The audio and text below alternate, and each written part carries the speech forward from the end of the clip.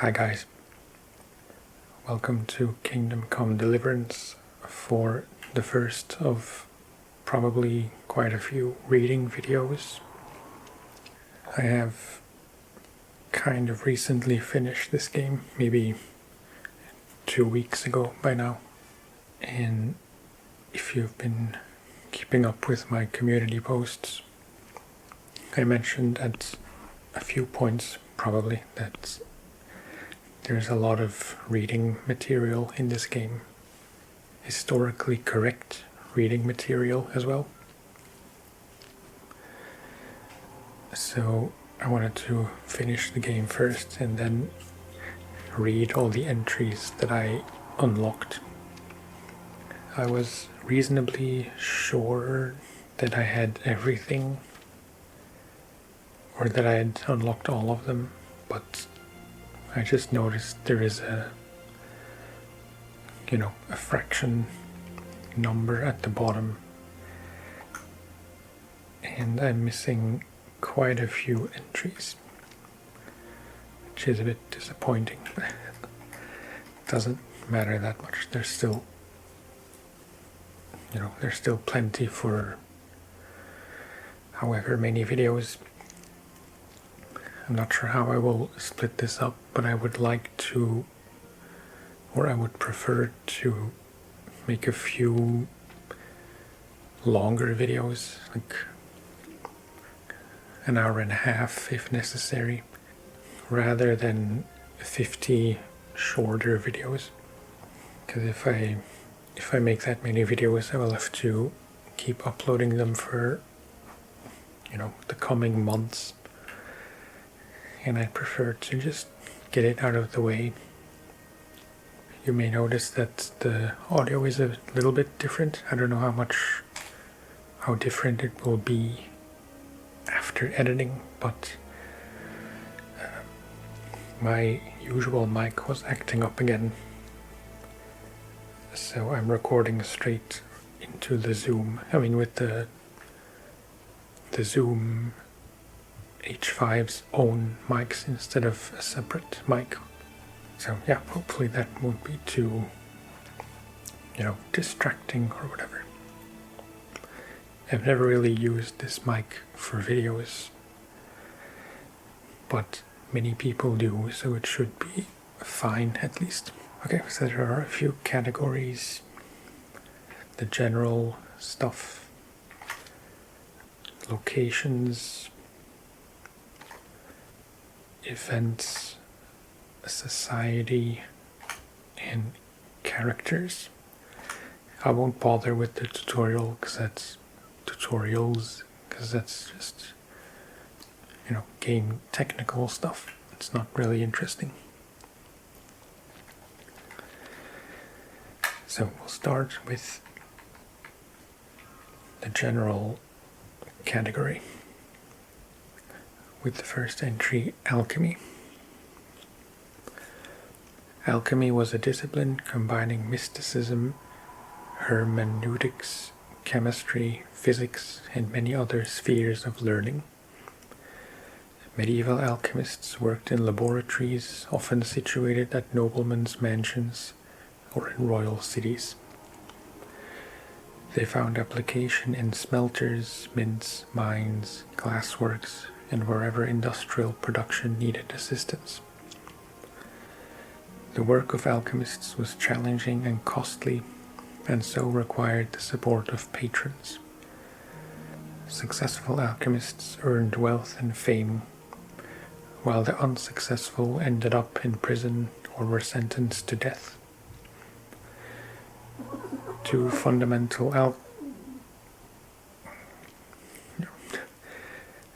fundamental alchemical objectives persisted through the entirety of the Middle Ages: to find the mystical Philosopher's Stone and to transmute base metals into gold. In Kingdom Come Deliverance, we use a genuine preserved alchemical laboratory as our model, though the minigame itself is adapted for practical use. Instead of processing mercury and sulfur, our cauldron cooks up herbal concoctions. if you hear cat noises in the background, we didn't really decide to get a new cat, but we got a third cat. I'll probably update a bit more about that in another video, because that's not what this one is about. But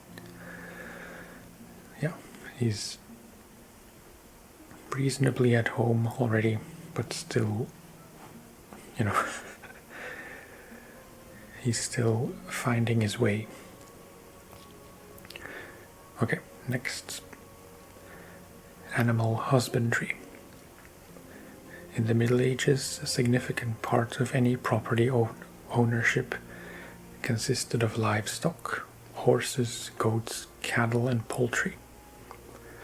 Horses were highly prized, and until the 12th century were only available for the nobility for military purposes and for light hauling. The change came in the 12th and 13th centuries, when horses came to be used for transport and tillage. In Bohemia, horses began to be shod from the 11th and 12th century, up to the 13th only as a rule on the front hooves, and later, when horses were used for heavier work, on all four. Almost every serf in the Middle Ages would prefer to own a cow than a piece of arable land, so even some landless folk had access to food by way of milk. Curiously enough, in the Middle Ages, milk and dairy goods were not traded much. For one thing, many people had a cow of their own, but also because no effective means of milk and dairy product preservation was yet known. Sheep were kept by both serfs and the upper classes, largely for their wool. The poorest often kept a goat for milk and cheese. Pigs were left to forage in the woods all year round, feeding on beech nuts and acorns. Medieval pigs were much like wild boar, and had little in common with today's pink animals. The most commonly kept poultry were chickens, and only rarely geese or ducks. All cattle grazed freely on the meadows around the village. In heavy winters, the livestock was kept inside the house, even sharing the same room with the people and serving as a source of heat.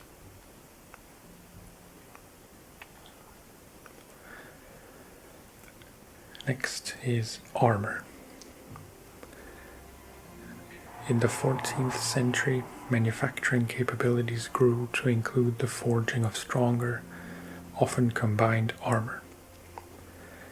Plate armor was developed thanks to improved steel-making techniques and the ability to beat out larger sheets of metal at forging mills. The soldier's head was protected by a helmet. For example, the kettle helm, kettle hat, the sallet, or the great helm. Armor was crafted by platesmiths and helmers, often from one piece of tempered sheet metal, skullcaps, sallets, or riveted together from several smaller pieces, kettle helms, great helms. The best armor of the early 15th century was considered to be that made in Germany and Italy. Combination armor was used by heavy cavalry. It was based around chainmail, supplemented by plate armor on the limbs, and a simpler version of the cuirass or placard, or just a gambeson, quilted breastcoat. Some cuirasses and breastplates were equipped with a hook to support the knight's spear or lance in combat. If the armor lacked a hook, the spear or lance was lodged in the bouche, a notch in the shield, which covered the left arm controlling the reins and the lower part of the helmet. A very common helmet type was a bassinet, with its distinctly shaped klappvisor, giving rise to the name Hound Skull. In addition, pictorial sources frequently show iron hats, often with one or two viewports. The shoulders were protected either by chainmail sleeves or pauldrons. An essential part of the armour was the shield. Next is Armoury. This was the place where the military equipment was kept, or the civic militia's repository. Swords, spears, halberds, bows and arrows, crossbows, suits of armour, helmets, and other offensive and defensive weapons and firearms. In times of threat, it was the duty of all residents to defend the city, and for these purposes the city had an armory with enough to arm its residents. Even in times of peace, the townspeople often had to take turns on guard duty.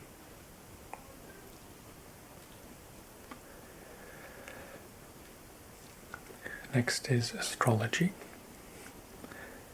In the Middle Ages, alchemy and physique were naturally linked with astrology, which was regarded as applied astronomy. Since ancient times, fate had been considered the expression of divine will, emanating from the heavens and giving mankind signs in the constellations of stars and planets. Indeed, the Arabs and ancient Greeks had made tables, schemes, and catalogues of stars and constellations, as well as calendars used for navigation. The movement of celestial bodies had an influence on political issues, on decisions about war or marriage. Even medical treatment, food preparation, or tasks associated with agriculture were deemed to be subject to celestial mechanics. Based on the constellations, every person was assigned a sign of the zodiac, which determined his health, career, and social relationships throughout his life. Astrologers used many devices in their work, such as astrolabes, sextants, quadrants, sundials, and other devices for accurate monitoring of the skies. Unlike today, astrology was a highly regarded and respected science, and many astronomers of that time were also astrologers.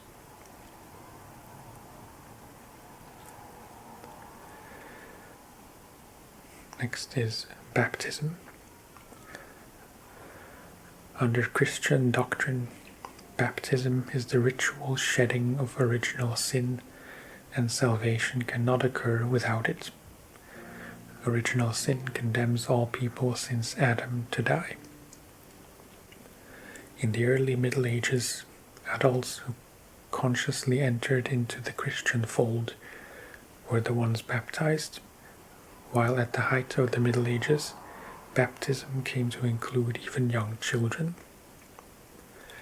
If a child died prematurely, i.e. unbaptized, its soul could not go to heaven, nor could the body be buried in hallowed ground. Baptisms took place mainly on religious holidays, especially at Easter, and churches would have special baptismal fonts for the occasion, the baptistry.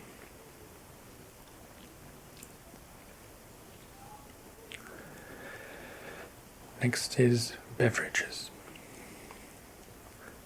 There were shortages of clean drinking water due to pollution of watercourses by human activities around rural settlements, and fruit juices were available only in season. Hence everyone, including children, drank beer. The beer brewed at home was weaker and heavier than today, containing 1 to 5% alcohol, and served instead of soup. It had no head of foam, was brewed from wheat, so-called white beer, or from barley, old beer. Only in the 15th century did hops come to be added for better beer quality, bringing out a bitter flavor. Wine was drunk primarily at court and in the monasteries. It differed from today's by its spicy, very sweet taste. It would be condensed into a thick syrup and diluted with water. Spirits were altogether rare. Distillation took place in small volumes. Fruit and cereal distillates were again weaker than today's, about 15 to 20%. The most popular drink was mead, made from fermented honey dissolved in water.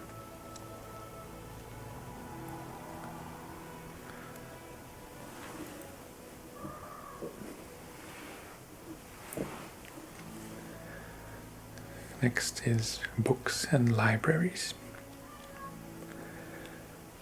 Collecting and preserving written records goes back to ancient times, but the barbarians who sacked Rome in the 5th century destroyed a great many, so a lot of rare manuscripts have only been preserved indirectly via the Arab world.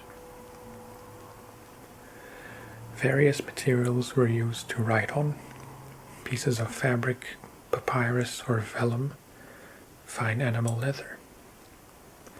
Parchment was expensive and was therefore used primarily for codices and deeds of privilege, due to its significantly longer lifespan. The most widely used material was paper. The writing implements used include the quill pen, engraver, brush or reed cane, charcoal and chalk sticks. The transcription of books was the monk's domain. Each book was unique, carefully decorated, the text enriched with bounteous illuminations, all done by hand. The production of a book took many years, making them very expensive. Major works of that time came into being in Latin, but during the Middle Ages some literature began to appear in the respective national languages. Books were very heavy, so as to be hard to steal. It's funny. And contained a great many pages. Although there were some miniature handbook formats too, there were books so massive that they couldn't be carried by one man. Not only because of their value, but to protect them from destruction, important writings were often kept in chests or cabinets. Only later did libraries come into being, where the volumes would be tethered to the reading desk by a chain. Libraries were needed by administrative offices and places of learning, especially universities. The largest collections were to be found at the Sorbonne, Oxford, and University of Prague, where there were books donated by Emperor Charles IV himself. Notable members of the nobility or the church also boasted private collections, despite the fact that not all of them could read.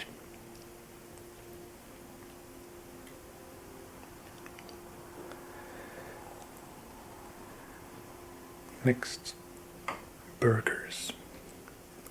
Not that kind of burghers. In the Middle Ages, the relationships between townfolk and villagers were not particularly good.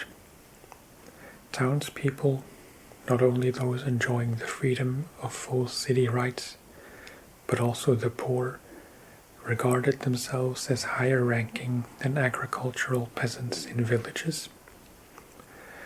Often enough, they did indeed have higher social standing, due to their trade and business profits.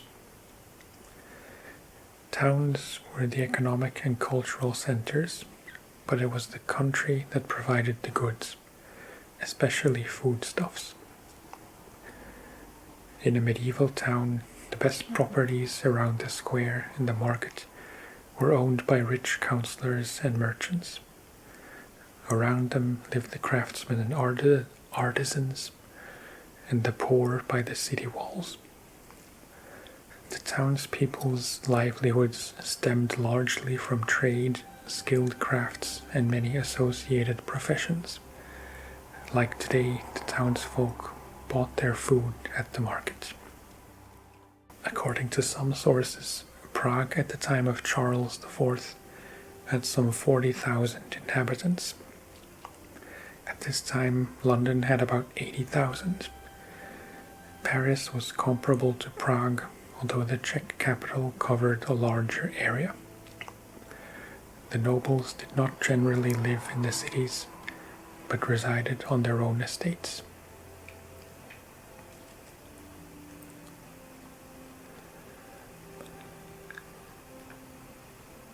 Next is burials. Records of burials are as old as mankind itself, but Christianity radically changed all the customs around interment and linked death inextricably with religious rituals and blessings. Before one's death, one had to be absolved of sins by confession and penance, and receive the last rites. And where there was imminent likelihood of death, for example, when going off to do battle, extreme unction was given just in case. One's final resting place was also of importance. The best places were deemed to be inside the church, in the walls or under the floor, followed by closest proximity. Hence cemeteries sprang up right next to churches, often in the very center of the village. The cemetery, hallowed ground, became an integral part of towns and villages, and a regular meeting place for people, where they even traded and closed contracts. There was no sense of bereavement as we know it today. The death and the living coexisted side by side. Only suicides, criminals, the sick, heretics, executioners, unidentified strangers, and unbaptized children were buried outside the cemetery, in unhallowed ground. During plague epidemics and wars, the customary funerals were done away with, temporarily, with a frequent need for mass graves. In later centuries, for reasons of hygiene and contamination of underground water, most of the old cemeteries were abolished, even involving exhumation and reinterring outside of town.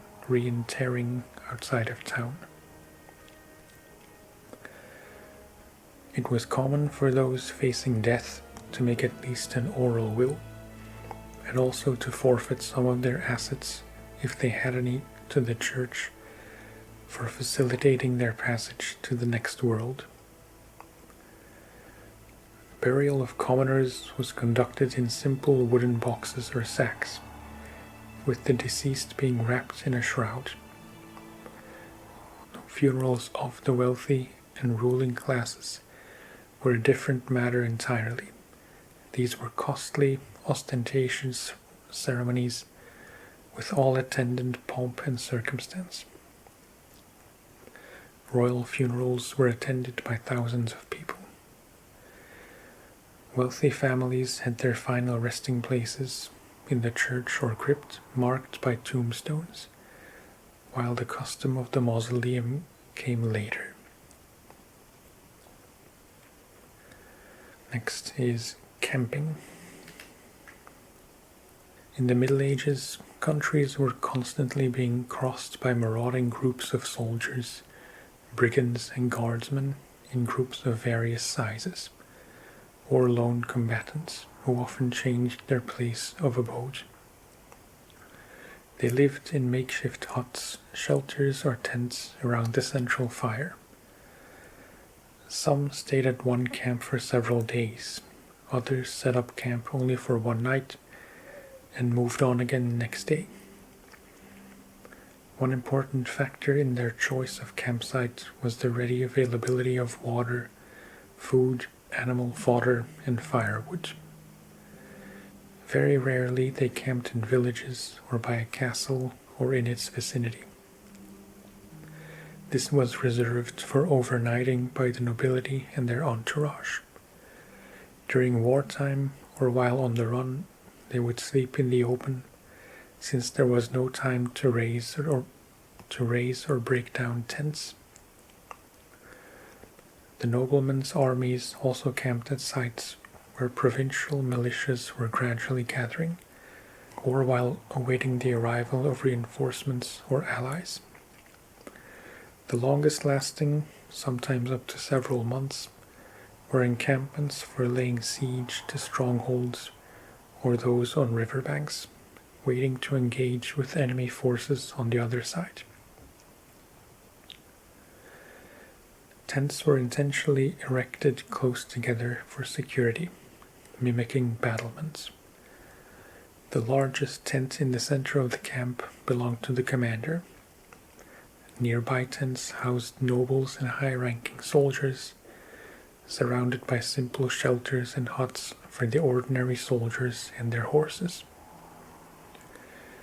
There was no need to camp together in one place, and an army could make camp across several locations.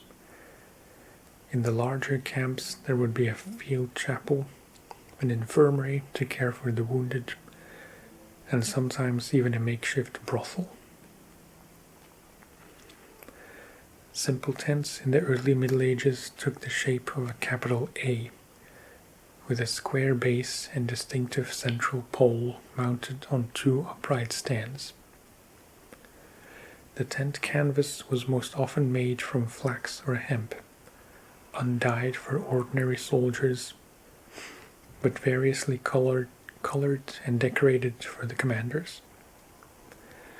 The men slept on the ground on mats, skins, pelts, but the nobility and churchmen would have travel beds. Sorry about any noise. It's a Sunday afternoon, so I guess that's the time to be noisy outside. Long-term camping was challenging logistically, supplies always being the responsibility of the administrator of the nearest affiliated township. If the army was on hostile territory, it would send out provisioning detachments to procure food and fuel.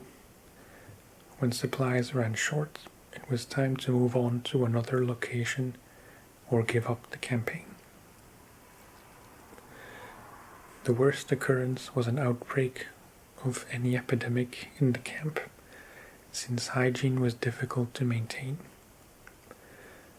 While waiting for developments, there would also be quarrels, duels, and fights, which would escalate into a bigger conflict and significantly compromise the army. Disputes, therefore, had to be judged, and if necessary, severe punishments meted out. It's a weird word, meted out. Next is carts and wagons. In the Middle Ages, wagons were used for transport, agricultural work, and for wartime purposes. One of the simplest was a two-wheeled cart, while hay wagons, hay wains, were also to be seen. The oldest high-wheeled carts had one central axle connected to the undercarriage. From the 14th century on, twin-axled, four-wheeled wagons came into use. The front axle was not steerable, resulting in a very wide turning radius. Wagons did not have a seat for the coachman, who either rode astride one of the horses or walked alongside the wagon. In wartime, a wagon could be turned into a mobile field palisade, a strategy that became famous especially during the Hussite Wars, with the strategy of wagon walls, won more than one battle for the Calixtines, Hussite forces. I need a drink of water. Okay. Next is charity. The term charity was understood as good works to one's brethren. Christian iconography depicts charity as a pelican, feeding its young with its own flesh. Society, inspired by the teaching of the Church and Old Testament stories, showed compassion by giving alms, free medical aid, food and wine to the poor or travelers, sometimes even to the exiled. It was deemed that such acts of mercy secured salvation and a place in heaven, and were more about formally securing indulgences, rather than being spontaneous acts of mercy. The Church often founded hospitals, hostels, and hospices, as well as granting pardons to prisoners. Paupers were allowed to beg outside churches and to visit the baths at the town's expense at least twice a year. Well, it's not very often. Next is Chronicles. Since earliest times, it was the task of the educated members of the court or spiritual leaders to take on the writing of chronicles, that is, literary works describing contemporary events, the lives of their rulers, great battles, and sometimes even everyday life. Records were kept in chronological order, and as well as giving the dates, they provide a wealth of historical information. They are among the best sources for investigating and revisiting the history of the country, famous people, places, buildings, and day-to-day affairs. There are different types of chronicles: world, national, episcopal, monastic, royal, dynastic, provincial, tracking genealogy, urban, biographical or autobiographical, travel journals, and more. The most important Czech chronicles include those of Cosmas and Dalimil, the Canon of Vyšehrad, the writings of the Sassau monk, and the Zbraslav Chronicle. The chroniclers generally enjoyed the most favorable conditions. Most lived at the courts, had free access to old written records and courtly life, and plenty of time to devote to writing. Although chronicles are the most valuable historic source, when reading them and extrapolating, their historical ideological subtext has to be borne in mind. For example, Cosmas wrote his chronicle with an unabashed sympathy for the Přemyslids, while Dalimil showed great antipathy against the Germans. Both occasionally mix up facts with myths and legends, for example, beginning Czech history with the building of the Tower of Babel. Some of the books to be found in the game are a transliteration of chapters from Cosmas or Dalimil. For example, the account of Forefather Czech, the Maiden's War, etc.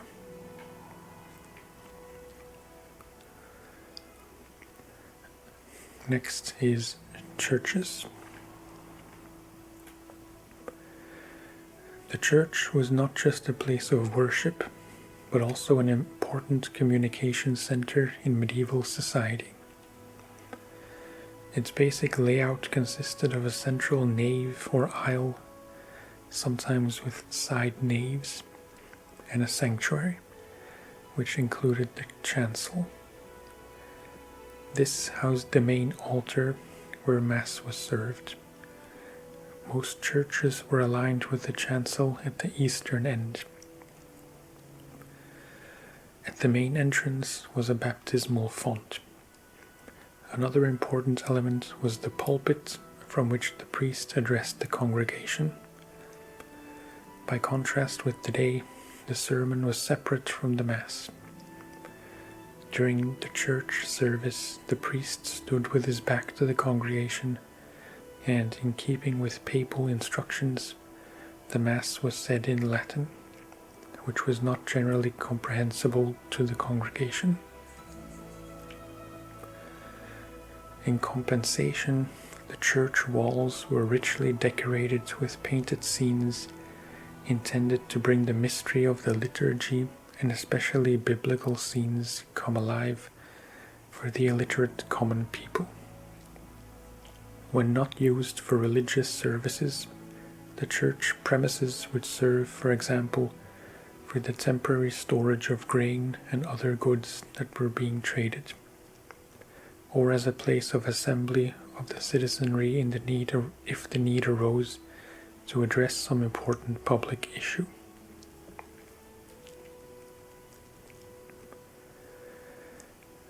Next, clothing and fashion, with first sub-entry clothing. Clothing for villagers and other commoners above all had to be comfortable, durable, and practical. It had to last for years and be worn in all kinds of weathers. It generally consisted of simple shirts and tunics. Men also wore linen knickers down to their knees, and in winter they wore hooded cloaks, fur jackets, and caps. Wide-brimmed hats protected their heads from the sun, and footwear was simple. Most items were of natural colors without ornamentation. An exception was festive apparel, intended for special celebrations and church holidays. In the towns, clothing held greater significance, reflecting status, wealth, and even membership in certain factions, such as tradesmen, soldiers, and apprentices. Accessories included belts, bags, gloves, hats, and other head coverings. Most of the garments in Kingdom Come Deliverance are based on actual historical records of medieval fashion.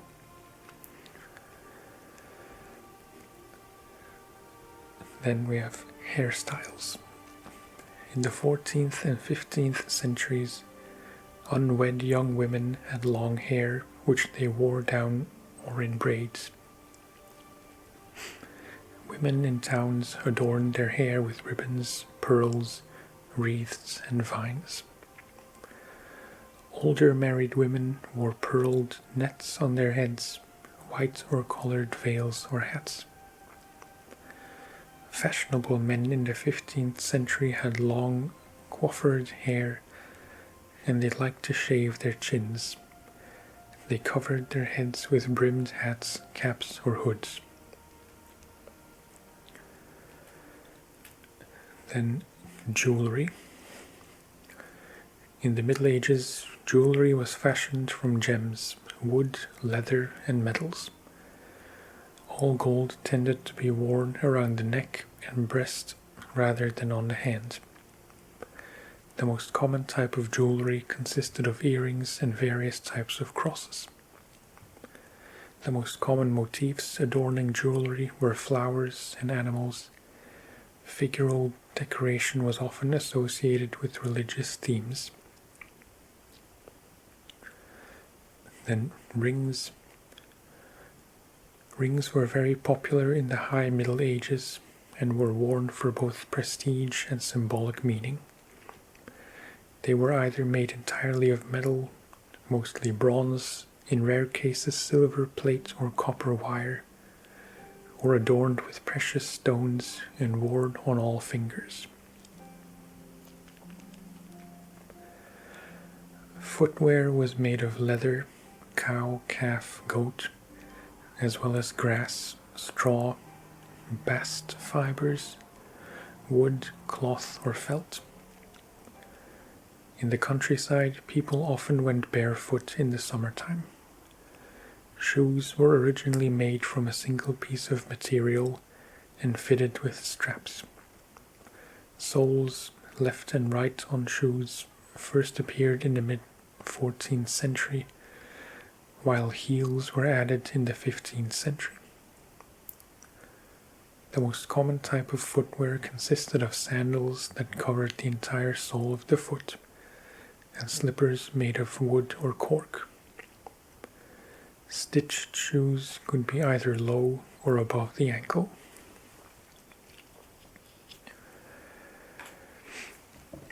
Incidentally, last weekend I went to order new glasses. I went to get my prescription checked because I felt my vision had become quite a bit worse since the last time, which was 4 years ago or so. And today I got an email that they're ready, but I can't go get them yet, so yeah. Especially for these reading videos, I noticed it was getting quite a bit harder to read text from the TV, even though it's not that far away. Yeah, getting old. Next is combat technique. Oops. During the High Middle Ages, new elements of combat techniques, as well as weapons and armor, were coming into their own. The curved saber grew in popularity, and chainmail gave way to plate armor. Knights took to heavier longswords, crossbows, and strike weapons, such as maces, flails, etc. A complete armor suit of armor was affordable only for a wealthy nobleman. Most often the armor worn gave only partial metal cover, more reliance being given to good combat technique for protection. Accordingly, sword fighting developed in two directions. Knightly swordsmanship fought with a spear, sword, and shield in full heavy armor, and commoner swordsmanship for lightly armored foot soldiers who fought with swords and homemade weapons. For example, daggers, flails, scythes, and bludgeons. In combat between the lightly armored and the ironclads, it was often swiftness, agility, and cunning that made the difference. Hence, swordplay drew interest in the poorer echelons of society. Over time, they gained their skills in sword fighting schools. The training was not very professional, based more on agility, readiness, and use of all and any advantageous resources available apart from weapons. Accurate period descriptions of battles are lacking, so historians rely on records preserved in the literature or illustrated materials. Next is Conciliation Crosses. Conciliation crosses, or merely stones with a cross engraved into the surface, were erected in places where tragic events or important historical events in the life of the community or the country had occurred. They were closely linked to criminal law, a symbol of admission of guilt and a plea for forgiveness. The Conciliation Cross embodied repentance by the perpetrator of a crime, built at the culprit's expense. In addition, Conciliation Crosses marked the boundaries of estates and municipalities. Next is construction. Construction works arose around every major building site, employing stonemasons, carpenters, bricklayers, blacksmiths, freight haulers, stone cutters, ropers, pillar markers, coopers, and so on. Sundry labor was done by unskilled hirelings. Stone or wooden elements and auxiliary structures were made directly on site. The place where the construction works was called a courtyard. It's a weird sentence. Artisans often use specialized tools such as wooden lifting machines, winches, hoists, and cranes, powered by hand or by means of large tread wheels. Construction works assembled a great many workers, who became bonded together by natural and informal ties. The community of workers also provided ample custom for the surrounding merchants and innkeepers, and most of the workers would live in the vicinity for the duration of the building project, which often lasted years. The master builder was in charge, allocating tasks, leading the construction process, and negotiating with the owner or patron of the building.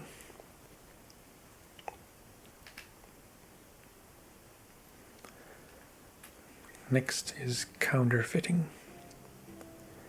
During the 14th century, when the Czech currency was losing value due to the substitution of silver with cheaper metals, counterfeiting of money got better, despite the stringent prosecution and death penalty it entailed.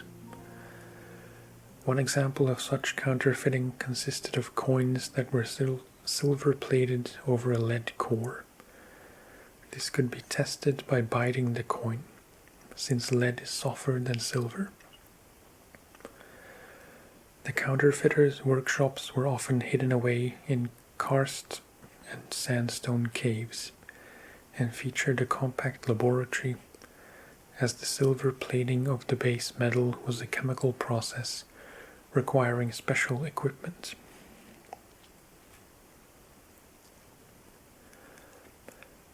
Next is courtliness. Courtliness or courtesy stand for courtly etiquette. The cradle of courtesy was France, and later England, where the patterns of beauty, education, diplomacy, and the arts were formulated. The origins of courtesy are considered to be the chivalry of a knight towards his lady. Adoration, versifying, greetings, gestures, and obedience. Not overlooked were rules of conduct during feasts, stylized movement, for example, mounting a horse or sitting down at table, as well as protecting the ladies and the weaker, or the manner of divulging one's own feelings and emotions. Important elements in this were language, the playing of musical instruments, and dance. Many considered courtesy to be a feat, but despite this, for quite a long time, it dominated high society's approach to manners in the arts.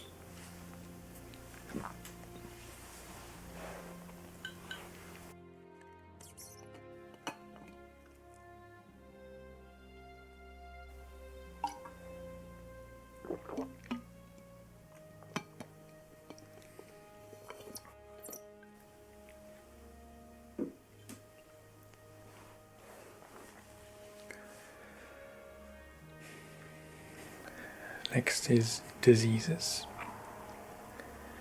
In addition to the most common medieval disease, the plague, known also as the Black Death, other prevalent diseases were whooping cough, cholera, influenza, malaria, tuberculosis, typhus, leprosy, anthrax, and diphtheria. Great risks stemmed from commonplace mold and from giving birth. people commonly suffered from parasites, bladder problems, kidney stones, and hernias. Fractures were also commonplace. Cataracts could be removed by a surgeon or an executioner. Diseases spread due to poor hygiene, natural disasters, crop failures, famine, cold, humidity, wars, and animal-borne contagion.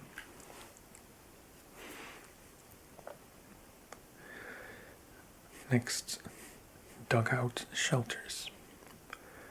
A dugout shelter is a form of smaller and more makeshift housing. One room dug into the ground with steps leading down into it. It was covered by a simple thatched roof. These were home to poor people, or a provisional shelter for woodcutters, charcoal burners, and shepherds, who did not live in them all year round. Next, Ecumenical Council.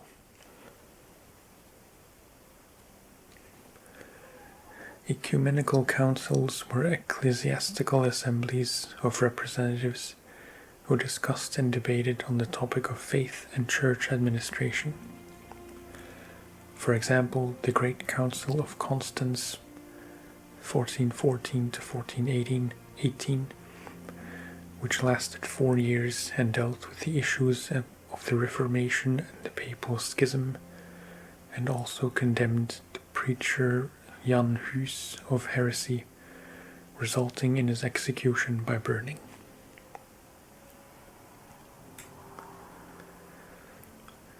Next, entertainment and games.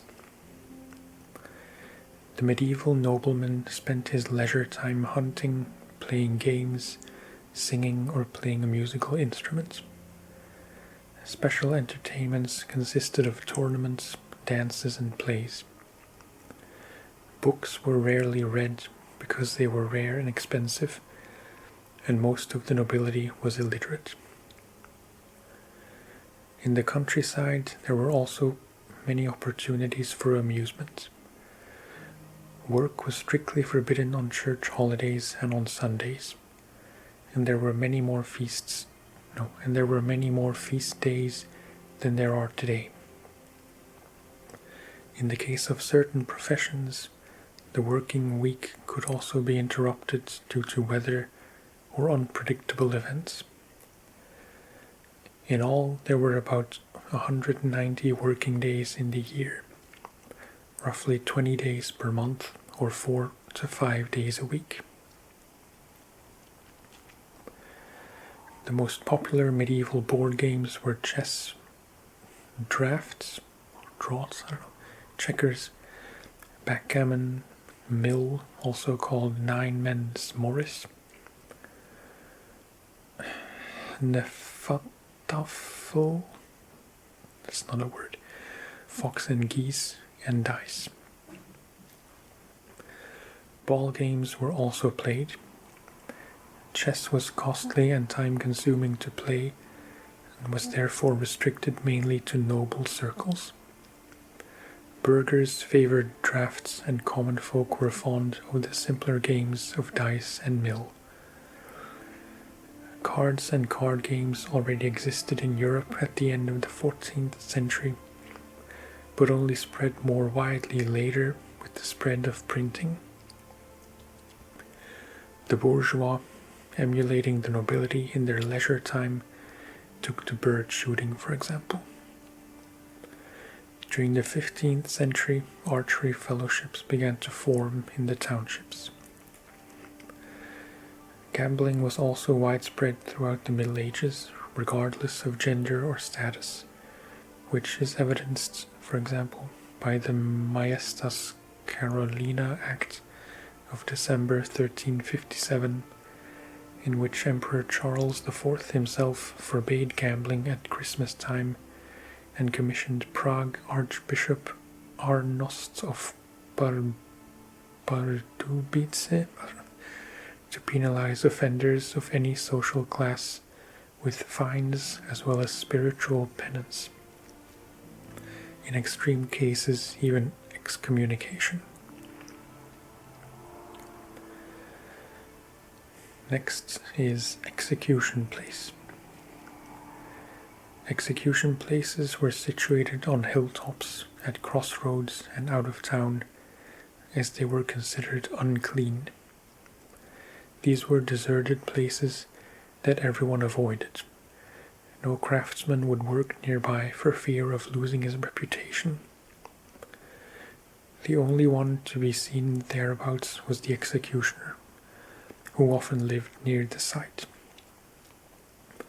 Common folk would approach the gallows or execution place for the sole purpose of witnessing an execution. Executions became popular folk entertainment, often with the whole town gathering to watch. But sentencing to capital punishment was a right granted only to selected towns, and by no means all of them had their own executioner.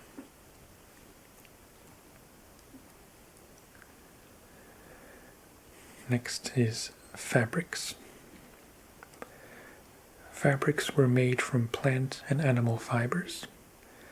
Bast fibers especially were used from the very beginning from willow and linden trees, as well as various grasses. Later on, particular plants were selectively cultivated to be particularly suitable for cloth production, such as flax or hemp. Hemp fiber is tough, rougher and darker than flax, but unyielding, hence not too suitable for clothing and better utilized for ropes and strings. Cotton was unknown in Europe until the late Middle Ages. The most widely used animal fiber was wool, for its good insulation properties, high absorbency, flexibility, and ease of dyeing. It was combed or shorn from sheep. A highly prized and rare import from Asia was silk. As usual with these reading videos, I hugely underestimated how long this would take. This is the first category, and we're at letter F. Okay, next, faith and devotion. Christianity was adopted in the Czech lands as early as the 10th century, though certain pagan practices remained until later, especially in rural areas, blending seamlessly with rising Christianity. Some of the folk customs were later modified according to church instructions, others continued unchanged, and yet others were eradicated completely under church pressure. In addition to a deep faith in saintly patronage, the saints Wenceslas, Vitus, Nicholas, Ludmilla, Adalbert, etc., the Middle Ages revered the Virgin Mary and the various patron saints of the professions. One manifestation of medieval piety consisted of wayside shrines, conciliation stones or crosses, put up in large numbers in villages, at intersections, and along the main byways. In royal cities and liege towns, it was important to collect holy relics, remains, and memorabilia to mark the saints. The cult of saints was encouraged, and cathedrals and churches gained prestige with the relics they held.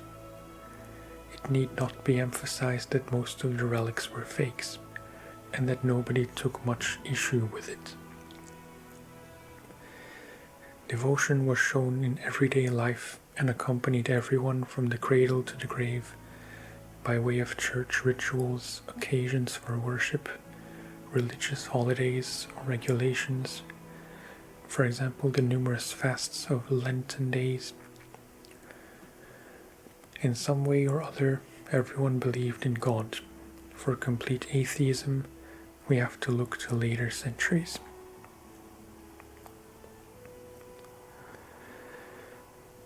Next is farming. Unlike today, when the land has long been given over to agriculture, the burgeoning of farming in the Middle Ages brought the need for new fields where there were only forests or untilled land. The timber from forest clearing was used for construction, the remaining roots, stumps and scrub were burned, and the ground then levelled. The finished fields were cultivated by the three-field system. A third of the land lay fallow for 2 years to recover nutrients. This was used for grazing livestock, which added manure. It was then returned to use and tilled, while in turn another third, which had been used for raising crops, was left to lie fallow. There was thus regular crop rotation to save exhausting the soil. In the earliest times, ploughing was done with a simple device called an ard, or scratch plough. Where the soil was stony, working it was very hard. The tiller had to keep watching the plough and used great force to push it into the ground. Similarly clumsy and imperfect were the harrows of the time. After harrowing, any remaining clods of earth would be crumbled into the mattock or wooden mallet. This work was typically done by women and children. The most common crop, wheat, used to be full of weeds, and as such not very economical. 15 large-ish sheaves yielding only about 18 kilograms of grain, often even less. Harvesting often had to be done using only a sickle for cutting. After drying, the grain was threshed out. Vegetables and legumes were cultivated to a greater extent than today, grown in fenced gardens next to houses. These were mostly peas and lentils, but also vetch and beans. And around the villages, flax and hemp were grown extensively. Hops were grown in signorial fields for the liege lord's brewery. Next is feudalism.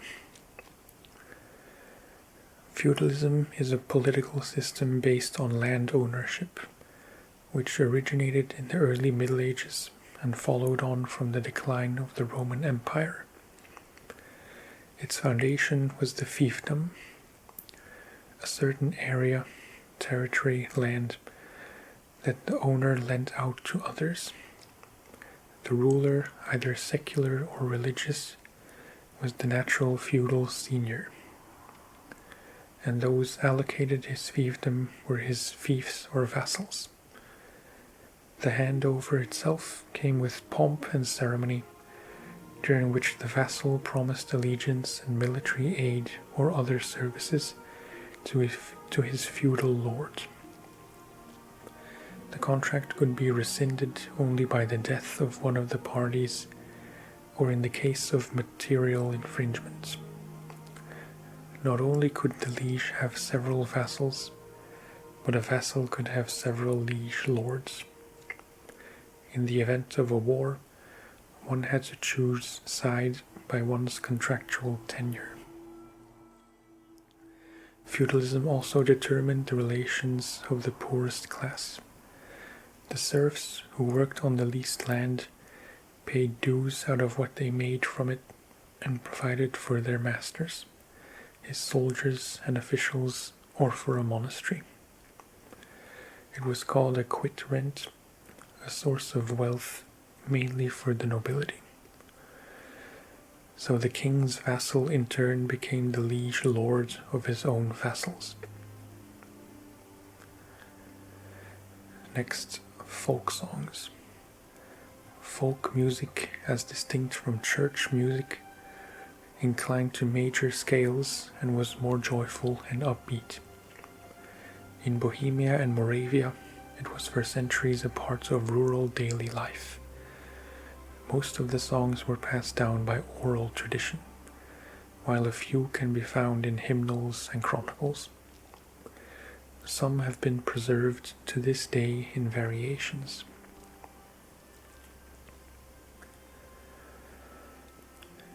Next, food. In the Middle Ages, whether at a village or the royal court, the foodstuffs used were mainly those sourced locally.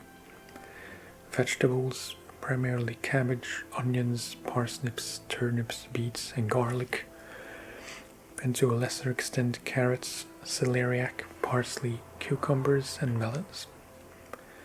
Legumes, peas, lentils, vetches, and beans. Fruit, apples, pears, cherries, and plums, and berries, nuts, seeds, and cereals. Eggs, milk, and cheese were available all year round. Depending on wealth, availability, and the seasons, there was meat, venison, poultry, fish, and from abroad spices, fruits, and condiments, including saffron, dates, figs, nutmeg, pepper, sugar, ginger, and cardamom. Food was flavored with oil, vinegar, salt, honey, and herbs. The most popular kinds of food in the 14th and 15th centuries were thick broth soups, purees, and sauces for dunking bread in. The bread was rye, with white bread only available at court. During feasts, there were fish dishes using herring, for example, roast meats, sausages, minced meat, and black pudding. Desserts were made with almonds, marzipan, sweet purees, with fruit boiled in milk or with added cream, jams and preserves, baked, fresh or dried fruits, and assorted cakes. In rural areas, gruel and porridge of various kinds accounted for the bulk of the diet. Meat was expensive and hunting in the forests prohibited. All game belonged to the aristocracy, which was mostly compensated for by eating fish. Many ingredients that are common today were unavailable in the Middle Ages, such as potatoes, tomatoes, sweet corn, peppers, and rice, which later made their way to Europe after the discovery of America, or as imports from Asia.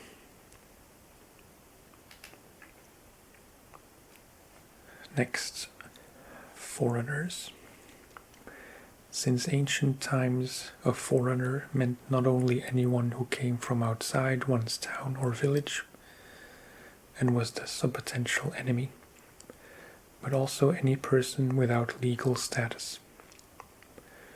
Foreigners were without legal rights until they paid a surety.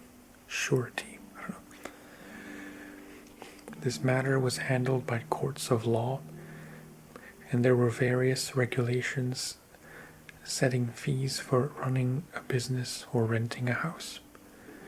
Foreigners were not allowed to acquire or inherit ownership of them. The Bohemian lands were long open to foreigners, relatively speaking, with lively trade and cultural exchanges. First were the Celts, then Germanic tribes, and later the Slavs, but a large portion of the populace consisted of German-speaking people. The Germans were mainly courtiers, or worked entrepreneurs and merchants. Relations with the Germans were neutral at first, cooling off later and ending up with animosity against all things German, though that was still far removed from the strident nationalism of the 19th century. Worse relations existed between the Czechs and Germans on one side and the Jews on the other. They lived outside of society, which often, having got permission from the king for a handsome price, carried out pogroms against them. Plague and disease in the mid-14th century affected migration, and fewer foreigners came to Bohemia. During the Hussite Wars, most of towns had a majority Czech citizenry. Only the main centers in Moravia remained largely German. Brno, Brünn, Jihlava, Iglau, and Olomouc. Sorry if I'm butchering all these names. I don't speak Czech. The Czech language gradually permeated from rural society to the higher social strata. A fundamental change in how language and ethnicity was viewed came with the Hussite Wars, in which most Czech speakers identified with the Hussites, while most Germans supported Sigismund and the Pope. This was exacerbated by the foreign, often German, crusades summoned by Sigismund against the upstart Hussites. Next is forgery. In the Middle Ages, forgery of various documents was relatively widespread. Few people could read or write, so few people could judge the authenticity of any record. Even gentlemen of high standing could seldom read and only dictated their documents to scribes. So there was not as much trust in the written word, which might contain falsehoods. Greater faith was placed on oral promises, oaths, and the other person's word of honor. Next, frescoes. Medieval frescoes were intrinsic to architecture and had both a decorative and educational function for the illiterate population, showing in simple terms the wealth and superiority of the nobles and detailing biblical stories or scenes from the lives of the saints. Extensive works of art were to be seen in the larger residences, monasteries and churches, or palaces, fashioned by specialized painting studios. Less significant buildings were decorated by local, individual artists. Painters in the Middle Ages did not tend to sign their work, and thus largely remained anonymous to this day. Most of the paintings were created by following strict, formally conceived designs and templates, so the styles of individual authors did not differ much. The aim was not originality, but to portray the particular scene masterfully. Next is furniture. At the beginning of the 15th century, Czech furniture was made of planks and boards, using construction of varying intricacy. The timber used was oak, fir, walnut, linden, ash, larch, or spruce. The surface was treated with beeswax, or linseed varnish. By the end of the Gothic period, shellac varnish came into use.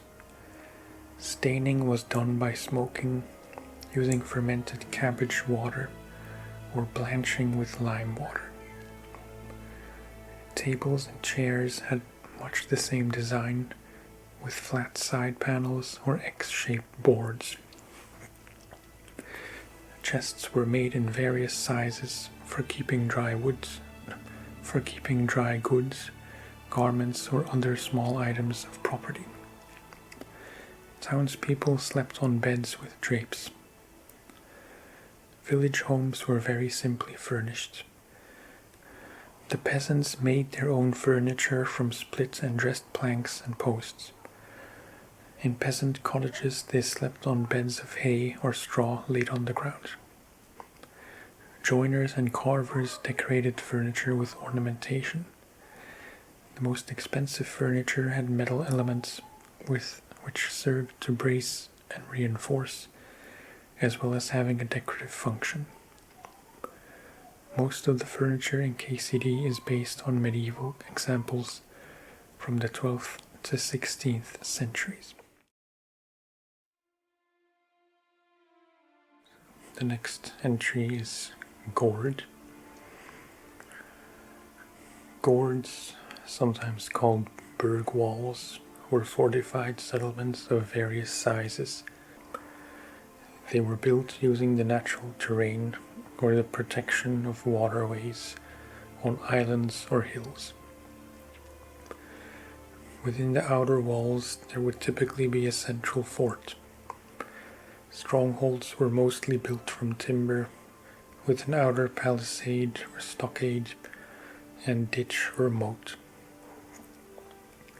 The stronghold fulfilled a protective and strategic function in times of war, and also served as a stopover on trade routes or as goods transfer stations.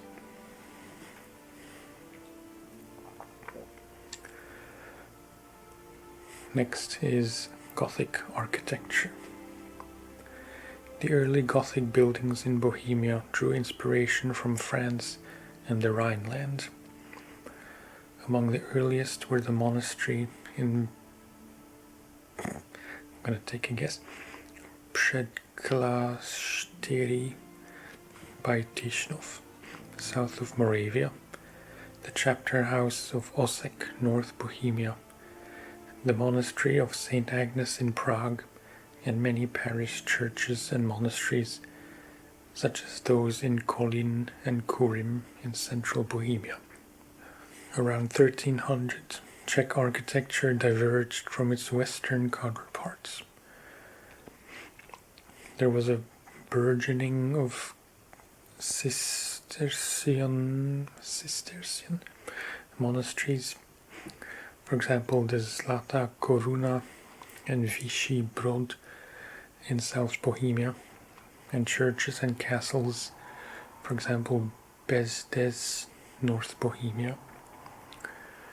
The High Gothic period was in full swing during the time of Charles IV and Wenceslas IV, with its rectangular windows and portals, rayonnant traceries, and quadripartite or sexpartite, or cross-ribbed vaulting. It's quite the sentence. The most significant buildings of that time are University of Prague, St. Vitus Cathedral, Charles Bridge, Prague Old Town Hall and New Town Hall, stone houses in Prague, and the castles of Karlstein, Gost and Kasperk. We find the first records of construction works fellowships. The most famous are those of Master Peter Parler and his family, and Matthias of Arras, who also worked on the reconstruction of Sassau Monastery. New castles no longer served just a defensive function, but were also intended to serve as sovereign residences. They were therefore more spacious and elaborate and had extensive gardens.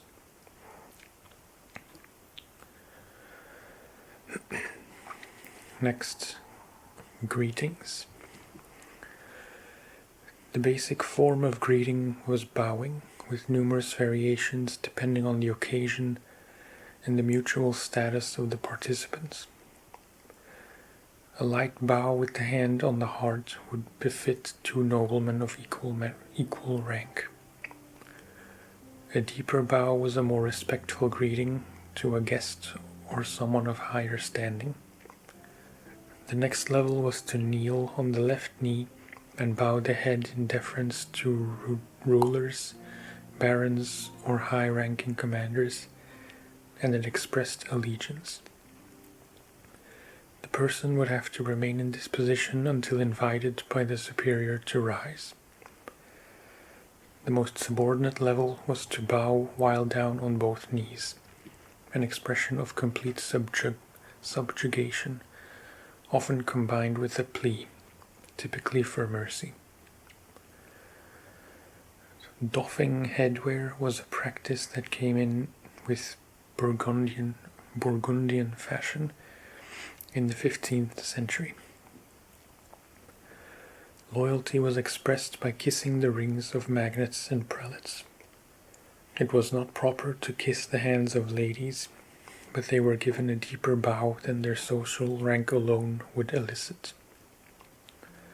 Particular forms of salutation also applied when addressing a certain person, for example in riding.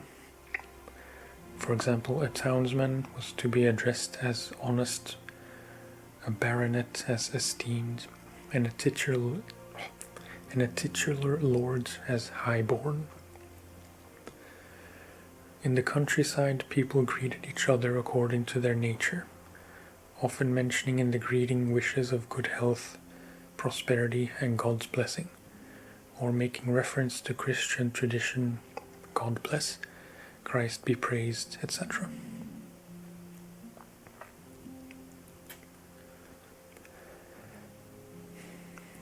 Next is guilds and crafts.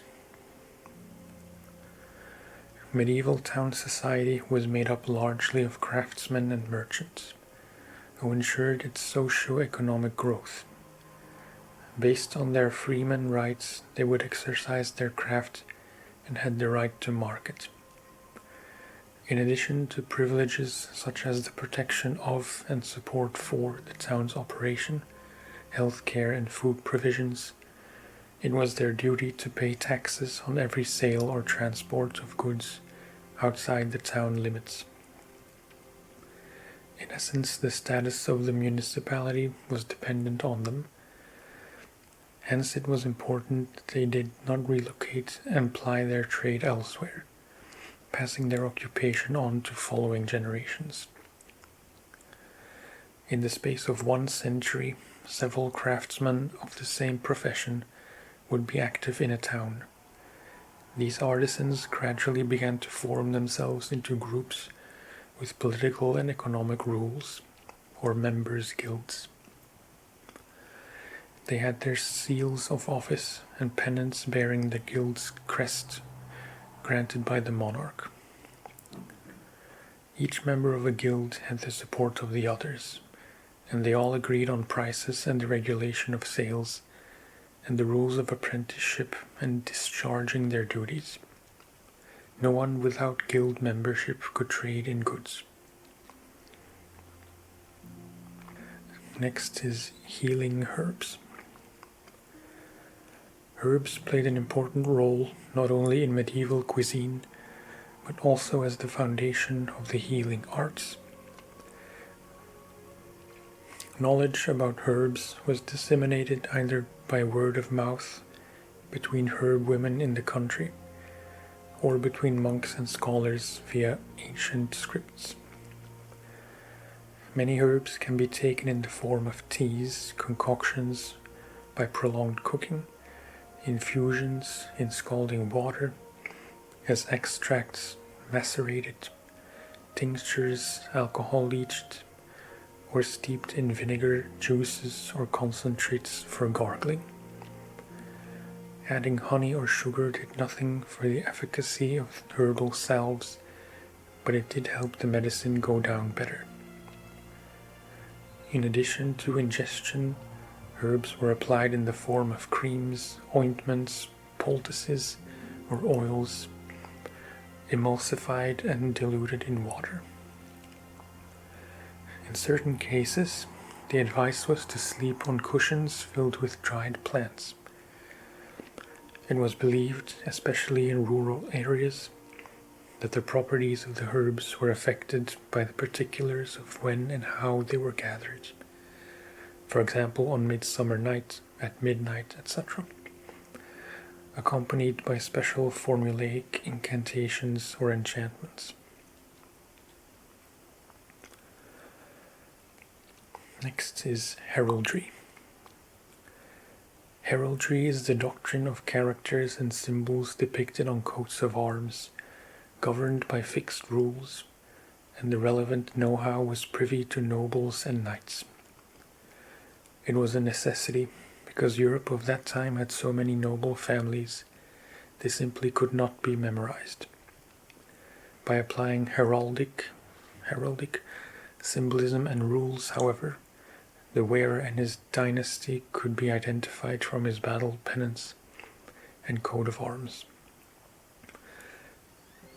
Simplified heraldic symbolism was also used on the arms and equipment of urban militias and the attire of soldiers of a feudal lord.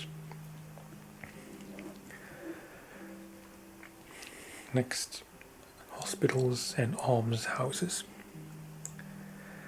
Since ancient times, there were people studying medicine and trying to provide assistance to their fellows in the fight against disease and pain. The oldest medical practices have been preserved as documents in monasteries, which were the earliest centers of medieval medicine. The Benedictines were the foremost healing-oriented order. Unlike the town physicians, they provided care free of charge. In the 11th century, hospitals underwent noticeable development, particularly thanks to the knightly orders devoted to charity, and the building of hospitals and hospices for pilgrims. Care for the sick was entrusted exclusively to men. Women and nuns were forbidden from helping out in the infirmaries by the church council. The treatment of wounds mostly consisted of disinfection by means of a hot iron, flushing with water, or applying various ointments and balms. Bandages were of linen or canvas cloth. Open wounds and inflammations were treated with herbal poultices. Soldiers often had to be able to help themselves, because the field ambulances were unable to follow on behind the military encampments fast enough. The wounded frequently failed to survive, being carted around for several days in open wagons.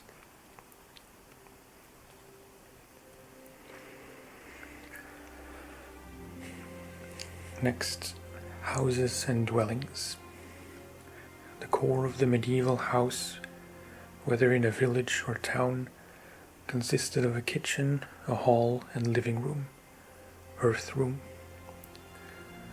All were on the ground floor. From the 15th century onwards, upper stories started to be added.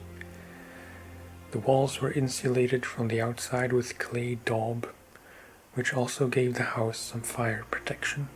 Windows were kept very small to save heat. The grounds of the house were usually fenced in, and the courtyard had gates broad enough to admit a covered wagon.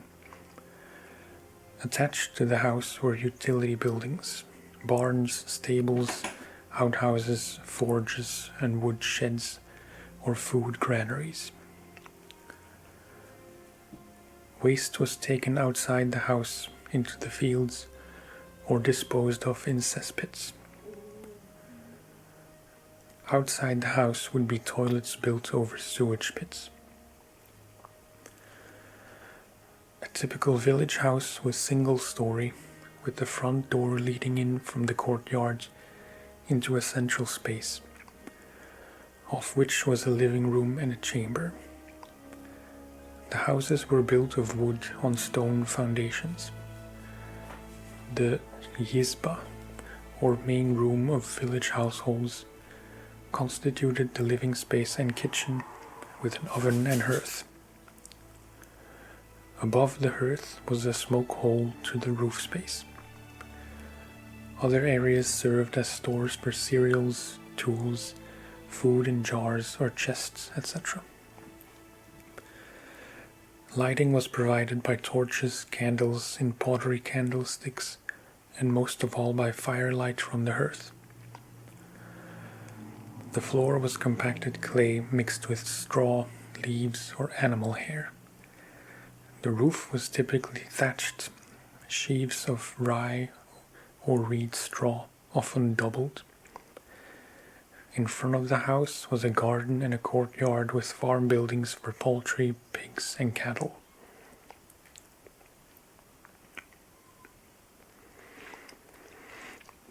Next is hunt. Hunting was always a source of meat and furs, mainly for the lesser nobility. For the aristocracy, courtly hunting was more for enjoyment, being much cheaper entertainment than tournaments, while providing similar thrills. Hunting became a favorite pastime, and chasing game with dogs became almost a ritual. Hunting weapons were similar to those used in battle: bows, crossbows, spears, daggers. Dogs were used to track and chase down game until the exhausted animal stood its ground in last defense. Then came the moment for the hunters, up until then only following the sound of the baying hounds, to down the animal with an arrow or spear. Finishing off on the ground was done with a sword or dagger. Falconry, or hunting with a falcon, originating in the Orient, and other specifically trained raptors, goshawks and sparrowhawks, was more of a fashion, a pursuit for both men and women. The poorer classes were not allowed to hunt in the forests, subject to strict penalties, with the exception of hare hunting.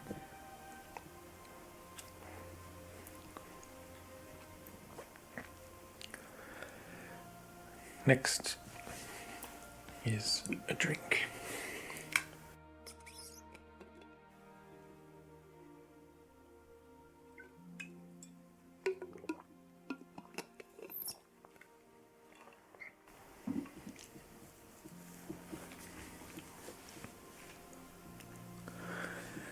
Next is hygiene. From the 13th century on, waste was dumped behind the house or buried in pits. Toilets consisted of cesspits topped with a wooden superstructure with a seat or just a board. There were water drainage systems and no lack of freestanding latrines or outhouses, or at castles, privies. It was not uncommon for a latrine to be shared between several dwellings. In the inhospitable and badly heated castles, there were sometimes bathrooms with bathtubs or even plunge pools. Swimming was attractive not just as a means of cleansing the body, but also for pleasure. In private houses, a bathroom was a sign of luxury and high status. This did not mean that wealthier residents washed more often, just that they were more readily able to put on clean clothes. The most common acts of hygiene included hand washing, even the poorest homes affording a basin with a water pitcher or a suspended water cistern with a faucet. The cleanest people were villagers who would often wash in the stables or the river. The church was generally against cleansing the body, and so allowed the priests or monks to bathe only twice a year, at Christmas and on the feast day of some chosen patron. In spite of this, there were public baths in each town where people went not just to get clean, but to socialize. Contrary to today's notions, the people of that time were not very prudish, and men and women shared the bathhouse together. Even the urban poor had the right to visit the baths, paid for by the municipality. Next is letting in the cat. Okay. Next is Inquisition. The Inquisition was founded in the 12th century primarily as a reaction to the widespread Albigensian Catharist heretical movements. So many difficult words. Although it was originally intended to serve as an instrument for disciplining the clergy, later, after the Fourth Lateran Council in 1215, its main mission was to combat heresy. The Papal Inquisition in the 1230s was directly subordinated to the Pope, and thus became more or less a separate power, because it was answerable only to itself and the Pope. The Inquisition's main tasks were to seek out heretics, interrogate them, and convict them or redeem them, and to deliver the unredeemed to secular powers for punishment. The term Inquisition is derived from the Latin inquisito, inquisitio, to investigate or inquire. When an inquisitor arrived in a diocese, he would usually report to the bishop and subsequently serve a solemn mass and make a sermon. He would then hear reports from the people about heresy. Heretics were allowed a period of grace, usually 10 to 30 days, in which they could give themselves up and beg forgiveness. The inquisitor would then assess the reports he had received and convene the actual trials, which would either confirm or overturn the accusations. Although in general awareness the Inquisition is frequently associated with cruel procedures, fanaticism, and profound fear of the inquisitors, in reality the intention of the Inquisition and its work was focused on rationalizing and legalizing trials of heretics, and suppressing the practice of trial by ordeal. Therefore, Inquisition trials were based mainly on testimonies and the interrogation of the accused. The latter, however, had almost no rights and could be subjected to torture. Sometimes informing on people to the Inquisition was used as a means of solving personal disputes, and it was then up to the Inquisitor's judgment to decide how to deal with the complaint. However, the Inquisition process ensured that accusations made against the accused by persons known to have a personal conflict with him or her would not be taken into account. The Inquisition trial took place, and any information revealed during it was not to be made public. In addition to this principle of secrecy, trials also upheld the principle of writing everything down and keeping records for the needs of the Inquisition. These records were later checked by other persons also present at the proceedings to prevent any manipulation of testimonies. In KCD, we tried to stick as close as possible to an actual trial, but took artistic license, for example with the principle of secrecy, since we allowed Henry to play an active role in the proceedings. We also sped up the entire process.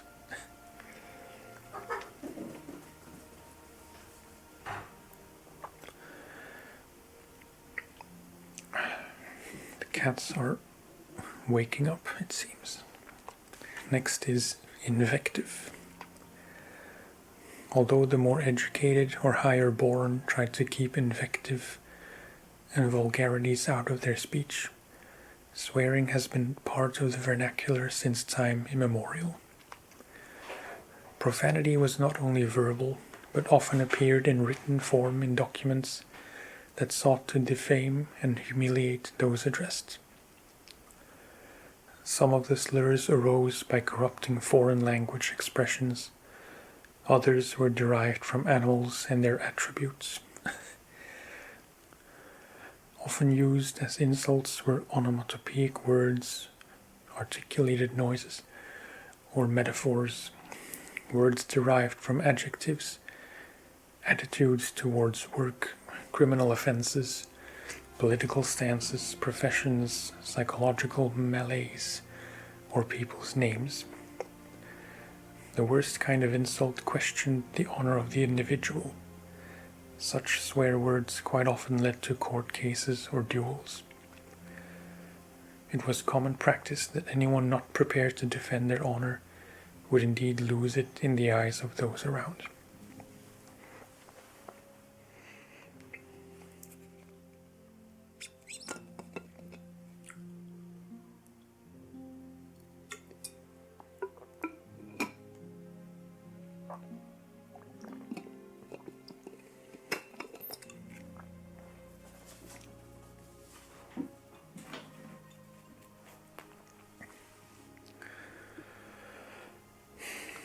Next is jail.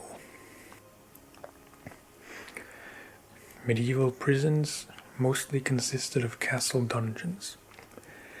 Later, many different types of strongholds for internments of criminals came into being.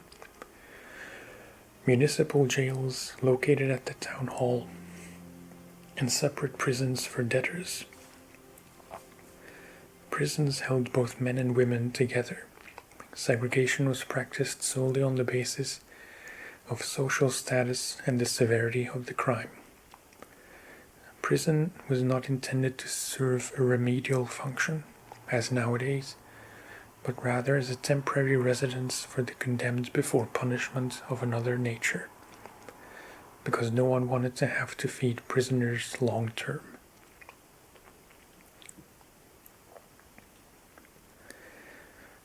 Next, Jews. The Jews settled in Moravia and Bohemia probably even earlier than the 10th century. Initially they were considered foreigners who the Romans had banished into exile. Jewish traders in the Czech lands settled largely around the long-distance trade routes, in major centers which in the early Middle Ages were Olomouc, Brno, Znojmo, and the central Elbe River environs. Most lived in Prague, however. Records tell of about 120 houses in a demarcated Jewish quarter of the old town. They were under the legal protection of decrees by Wenceslas II and subsequently Charles IV. Over the centuries, however, the flourishing of their activities as merchants and financiers gave rise to protests from many elements of society, in particular the Catholic Church. The Jews had indeed imported valuable gold and used it to barter for horses, furs, or slaves. Their rights became progressively circumscribed. They could not buy land or houses, had to live in specially designated ghettos, were not allowed to lend money at interest, and to trade only where they were not in competition with locals, and were prohibited from working as craftsmen or farmers. The segregation of Jews was also underlined by enforced labeling. They had to wear, for example, a yellow circle or yellow ribbon on their garments, or a specifically shaped hat. The women had to have a yellow ribbon in their hair, and the men mandatory beards. No help came from the church, which traditionally laid the blame on them for being the killers of Christ and for adhering to pagan rituals. In the Middle Ages, the Jews were considered the king's own and under his protection, so that if the townspeople were inclined to commit a pogrom, to set fire to the quarter and massacre the inhabitants, they would have to pay the king hefty reparations. Some kings looked forward to such pogroms as a good source of income. Others protected their Jews. For example, Wenceslas IV granted the Prague Jews the right to their own town within Prague, with its own wall and 6 gates, but even this failed to protect them from the pogrom in 1389, when the king was traveling abroad. After his return, he levied the ultimate punishment on the organizers of the pogrom, which quelled further attacks for some time, though they made a comeback with the Hussite movement.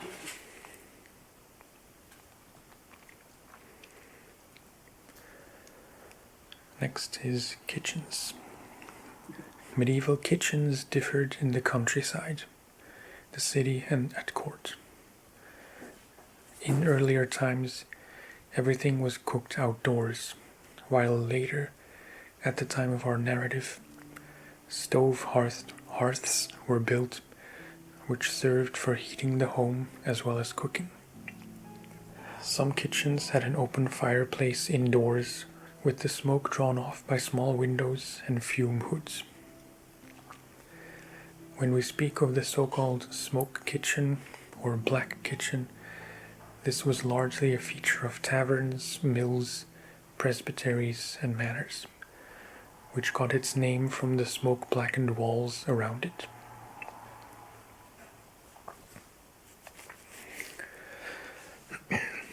Next is Knighthood Training. The physical training of a boy to become a knight began before he was 7 years old. He had to know how to run, jump, and climb well, and also to be able to swim. He strengthened his arms by throwing hefty rocks. Over the years, boys had to become proficient in spear throwing, archery, unarmed wrestling, horsemanship, parrying with a shield, and attacking. Their training also encompassed joining the hunt. The 7 knightly skills, according to the classical tradition, were horse riding, swimming, archery, fighting with sword and unarmed, hunting, as well as playing chess and composing poetry. Similarly, burghers practiced combat with different types of weapons, which came into its own especially in town defense. The towns, more than anywhere else, spawned sword fighting and archery fellowships, where sword play could be taught, initially according to the so-called German school, Deutsche Fechtschule, later in the Renaissance dominated by the Italian and Spanish schools. Shooting fellowships were devoted to archery with bows and crossbows, and with the development of gunpowder, firearms came into play.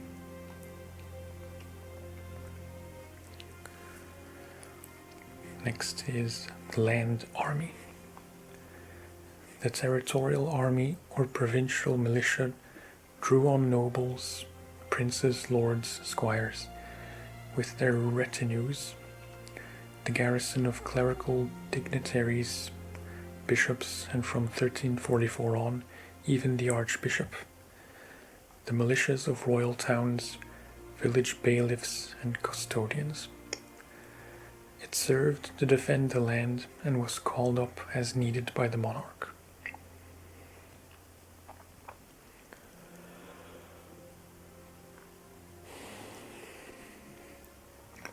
Next is language and literature.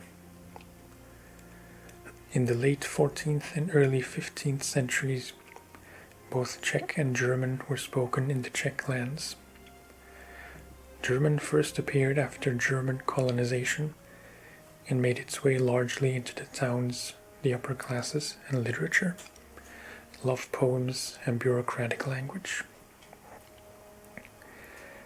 Czech had evolved from Old Slavonic and was spoken by the poorer residents, becoming an official language only during the reign of Charles IV. Apart from these 2 languages, there was Latin, the language of books, chronicles, learned treatises, official deeds, and documents. Latin was the language of the Church and the Bible, and served as the medium of international communications. The development of the Slavic language and its emancipation was the domain of the monasteries, including Sassau, from the early Middle Ages on. The preacher Jan Hus was one of the pioneers of fostering the Czech language. As for literature, Czech found its due place from the early 14th century in various genres: spiritual and secular lyricism, love stories, epics, and dramas. Among the oldest examples were legends, for example about Judas Iscariot, Pontius Pilate, the lives of the saints, knightly epics, chronicles, and satires. Apart from official documents in Latin, correspondence was written in Czech from the end of the 14th century.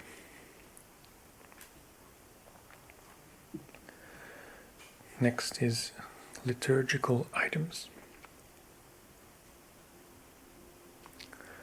Church fixtures and fittings comprised the liturgical devices used in church services and statues, paintings and frescoes, which served to enlighten the uneducated populace in simple terms about biblical stories and religious observance. Some terminology. The pulpit, the raised platform from where the priest gives sermon or readings. Altar, where the sacrifice of communion is consecrated. This could be in the main or side aisle, often highly ornate. Ciborium, the receptacle for the Eucharist, the transformed sacred host. Chalice, the Eucharistic goblet for the wine, transformed into the blood of Christ. Paten, the shallow bowl or plate used to hold the sacred host, body of Christ. And monstrance, the ornate casket to hold the Eucharist, host. Next is liturgy. Religious services in the Middle Ages were held quietly and in Latin. A medieval Mass differed from today's in its language, approach, and the relationship between the priest and the congregation. People stood or moved around, while the priest said the liturgy alone, without servers, without a sermon, and without communion.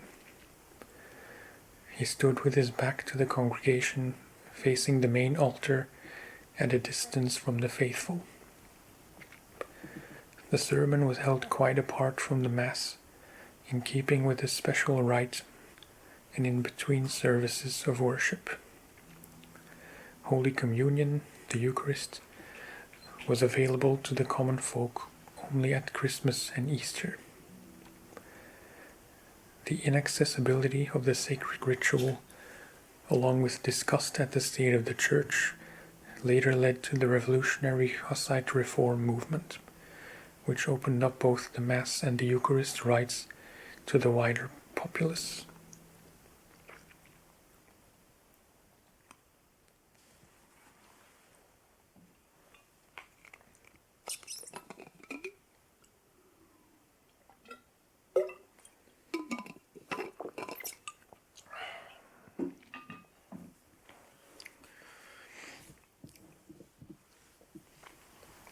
If you're still with me, congratulations. We're a bit over halfway. Next is locks. Locks and keys in ancient times were made of wood, later of metal. Progress came with the year 1000, with the invention of automatically falling latches and the wider use of key locks. Fixed locks were supplemented by padlocks, protected by a metal casing. In the Middle Ages, there were also plug lock systems in use, as well as more advanced designs with a turning key. According to archaeological finds, locks were commonly used in the country, even though ordinary latches were typical. The richer townspeople and nobility had their locks richly decorated. As late as the 14th century, locks were fitted to the outside of the door. Next is Monastery Hierarchy. The Benedictines were the decentralized order. All the monasterial communities were independent, and the respective were headed by an abbot. His representative at the monasterial level was the prior. The smaller organizational units were in turn called priories, with the prior at the head. The abbot frequently traveled on the king's or pope's business, or to arrange the business affairs of the order, and could thus be away for extended periods. At such times the prior would stand in for him. Along with other occupations at the monastery were watchmen, bell-ringing circators, whose task was to patrol the entire monastery during hours of mandatory work, study and prayer, and ensure that there were no idlers, and everyone maintained order and silence. The various administrative sections of the establishment were entrusted to obedientiaries. The preceptor or cantor was responsible for training the monks in ecclesiastical singing and conducting services. The procuring of food, beverages, and fuel for the community and its guests was the job of the general bursar or steward of the monastery cellars, the brothers Celarius, while accounts and administration were down to the provost. The infirmarian gave shelter and cared for any ailing monks. In the monastery of St. Procopius at the time of Abbot Peter, 1377 to 1405, i.e. the time of our game, there were about 30 monks. Their names in the game derive from the surviving records of brothers actually there at the time. That's cool. The monk section of the game was, or is, kind of hit or miss for most people, it seems. I've read, on Reddit you can find many people complaining about that section, because it's a very drastic change of pace and objectively monotonous and a bit boring and buggy at times. But I quite liked it. Okay, next is money. Currency in the Middle Ages took the form of coins minted in denominations corresponding to the quantity of precious material used, gold or silver. In Bohemia, the silver Prague groschen long served as legal tender. The decimal system was not in general use. 1 groschen divided into 7 pennies, and those in turn into 14 hellers. Similarly, counting and calculating was done in dozens and 3 scores, kopa or 60. However, since this would be rather confusing for us today, the smallest unit of value in the game is 0.1 groschen. Around the year 1400, the quality and hence the value of the groschen dropped significantly, with other metals being added to the silver.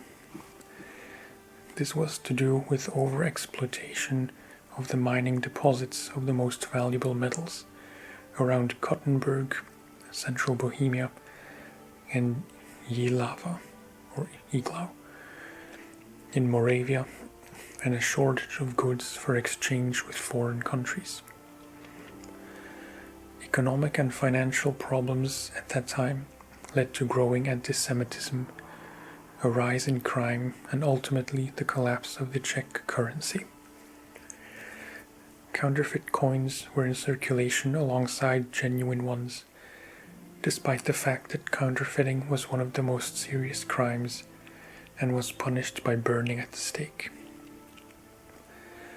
Coins were circular and marked with the crown or the crowned head of the monarch on the obverse, and in Bohemia the Czech lion in a square on the reverse, substituted by an eagle in Moravia. Smaller silver coins were minted right up to the Hussite Wars. The mint employed 2 mint masters to vouch for the precious metal quality of the coins under mortal oath. The prices of goods and articles varied locally and changed frequently.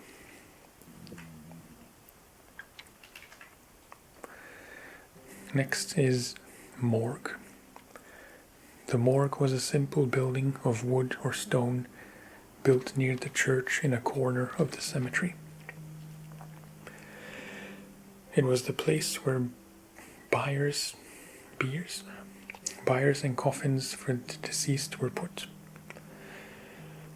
Here the family kept vigil over the body of the departed and prepared it for burial. Next is municipal finances. Towns and cities always had to look after their budgets, so they collected taxes, customs duties, tolls, and Ungeld, goods tariffs. The most common form of tax was paid twice a year in an amount dependent on the assets of each respective citizen. Another source of civic revenue money were monies made by the city council or the city court for the making of contracts, documents, records, and other ongoing activities. Fees and taxes were paid by the city residents based on their business, levied on products sold or services provided. The treasury also collected money for interest payments, fines, building funds, loans, and various forms of letting and rental to serfs. Written records were maintained of all revenues.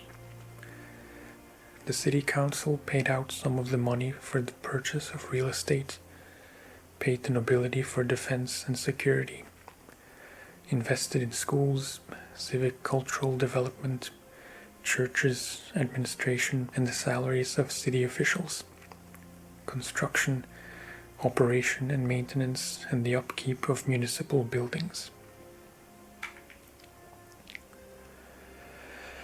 Next is music.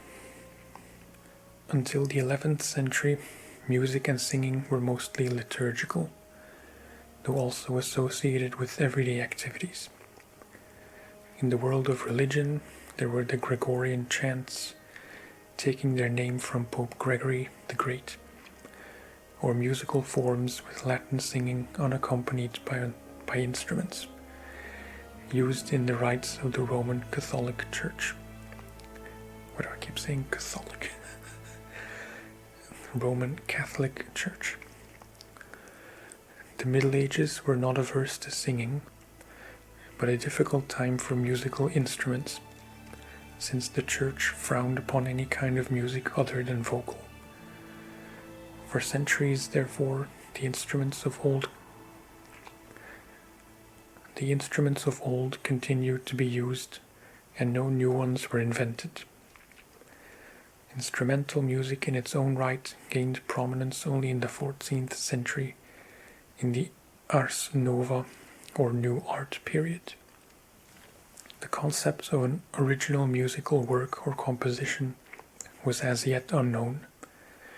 Music arose mostly from improvisation, and musical works were learned off by heart and spread by oral transmission.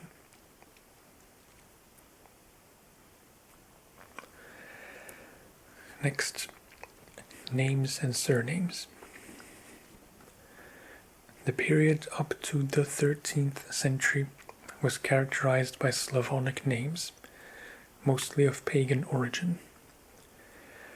Common people would keep names short and simple, like Odolen, the robust, Dobrosh, the good, Chval, the praised, Names were also given according to place in society. Compound names such as Drahomira, who values peace, and Boleslav, more famed, more fabled, and Ludmilla, dear to the people, were reserved for royalty and nobility.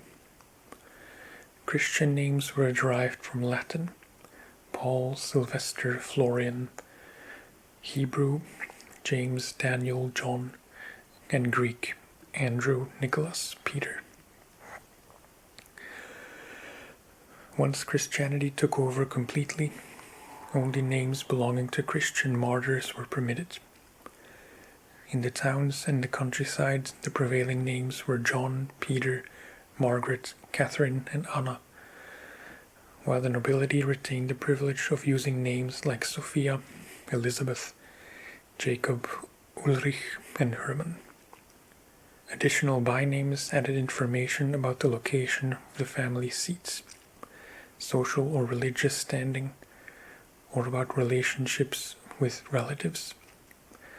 For example, Divish Stalmberga, in case city Divish of Talmberg; Jan Ptaszek Spirksteiner, Hans Capon of Pirkstein; Hanush Spirksteiner, Sin Jindricha, Hanush of Pirkstein, son of Henry.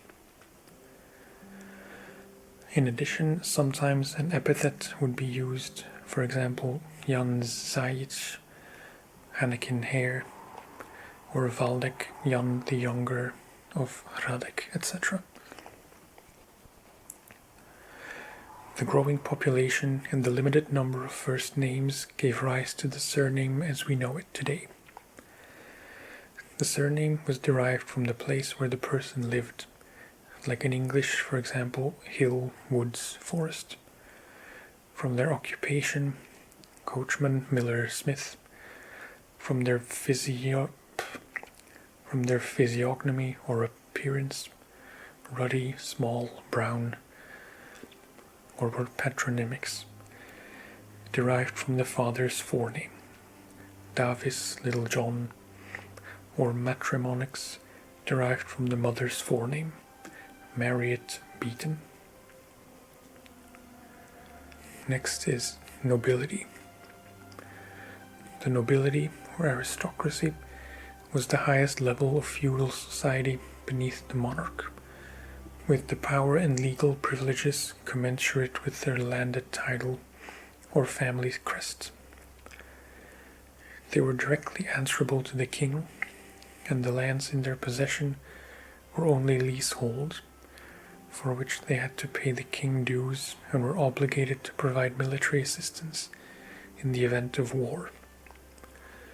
Noble status was hereditary, as were the associated land rights and responsibilities. The land came with its inhabitants, who had to pay their liege lord's rent and labor on his farmlands. The oldest Czech families include the lords of Buzic, for example, the Zajic Hare family of Hasenburg, of Benešov from Dabau and Kravarn, of Ronov from Leipa and Dauba, and the Rosenbergs. In the 14th century, the Czech title Pan, Lord, was reserved for the wealthy members of the higher nobility, who had the right to elect the king and sit in the territorial diet or Landtag, but later spread to the lower nobility, church dignitaries, members of town councils, and eventually common burghers, becoming the equivalent of Mr. in English as it is today. A nobleman didn't have to be an educated person. Often it was quite enough that he had a military upbringing. He had his subjects and servants to take care of administration and physical work. His main duties were the collection of taxes, managing the militia, and all hereditary functions. A seigneur or lord of the manor, in Czech zeman, was a provincial nobleman of local origin, long established in a given territory. A baronet, Vladika, administered numerous estates. Yeomen who formed the lower nobility had no property of their own and served the higher nobility. Nobility unquestionably influenced the medieval arts, since they were often the sponsors of artistic works. This applied not only to architecture, paintings and sculptures, but also to fashion accessories, hairstyles and furniture.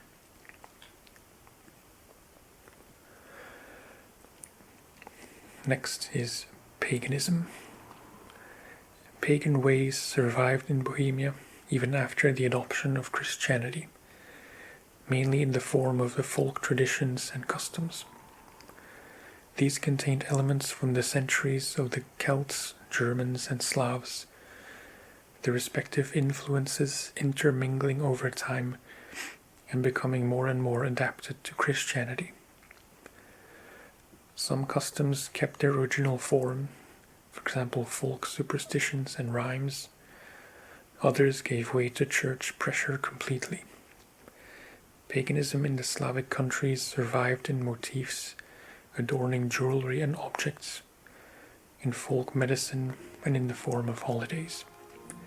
The winter and summer solstices, the Mardi Gras, Easter, Walpurgis nights, Midsummer nights, All Souls, Advent, and Christmas.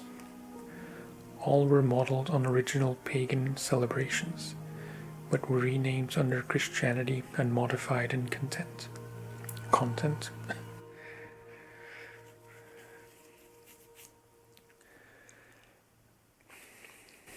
Next, Pennants and Banners. In the heat of a medieval battle, where most of the combatants had the same or similar equipment, the pennant or banner was often the only sign differentiating friend from foe. Pennants also helped lift morale and to organize the various units during troop movements. Around 1400, pennants and banners took the shape of extended triangles, upright rectangles, and squares. Flags were fashioned from colored canvas or silk, and the depictions or emblems were painted onto them, most often the coats of arms of the respective feudal lords. Cavalry carried small pennants on their spears, and craftsmen who were members of the guilds also had their own banners. The guild banner was emblematic of the profession and was shown at public ceremonies and at military and other ostentatious events. The banner of the Czech lands dates back to the 13th century and depicts ghouls, a lion rampant. What the hell is that? Ghouls, a lion rampant Q forche argent. That is, a two-tailed silver lion raised on its hind legs on a red background.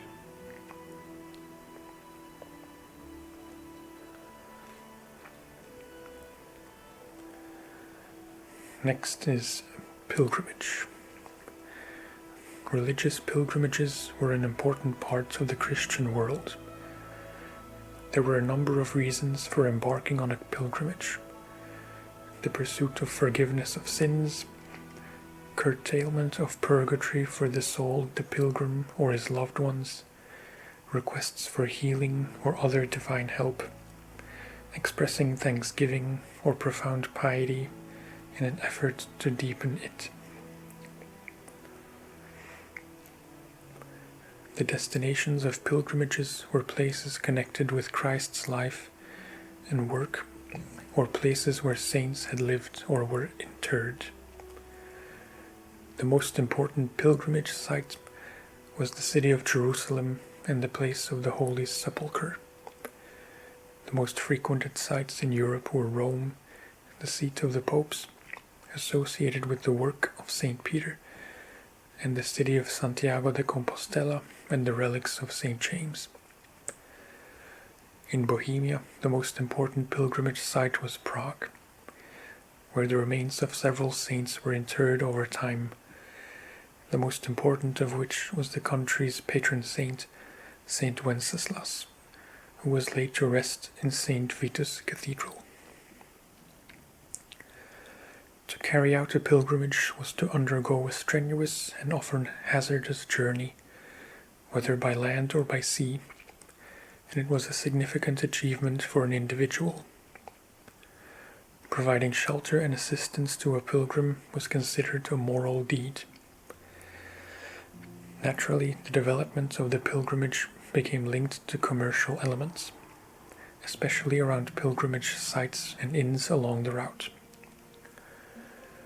Often it was possible to recognize pilgrims by their specific attire, which we can see in many illustrations, consisting of a cloak, a staff, a scrip or satchel, and badges. A common motif or symbol of pilgrimages was St. James's shell. It was believed that such a shell brought back from a pilgrimage was blessed and therefore had supernatural powers. These shells were sometimes placed, for example, in the bottom of a well to ensure water purity.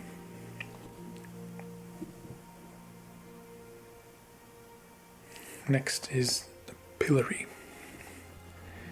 The pillory would be located in the middle of the square, and it was here that the lesser punishments were meted out for transgressions such as perjury, slander, or various frauds.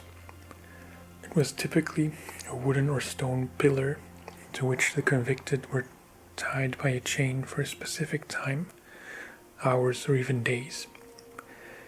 They were then punished by the whole community, being spat on, insulted, mocked, and pelted randomly on a daily basis. Next is prayer. The earliest prayers were dedicated to the Virgin Mary, Hail Mary, or in Latin Ave Maria, beneath thy protection, or sub tuum praesidium, with a rosary and numerous litanies. The prayers followed the pagan formulations, which were modified with the adoption of Christianity to fit the new doctrine. In addition to the Marian prayers, the more frequently chanted were the Lord's prayers, the Credo, or Declaration of Faith, and the Angel of the Lord. Litanies were dedicated primarily to Christ, but also to other saints. The priest would incant, and the people respond, Kyrie eleison. The monks knew and used many more prayers relating to the daily cycle. Hermits and others who dedicated themselves to God in solitude recited the scripture and psalms. During the liturgy, the prevailing language was Latin, with some prayers or songs in the vernacular. For example, Lord, be kind unto us, or Saint Wenceslas. Next is Roman Catholic Church, not Catholic Church.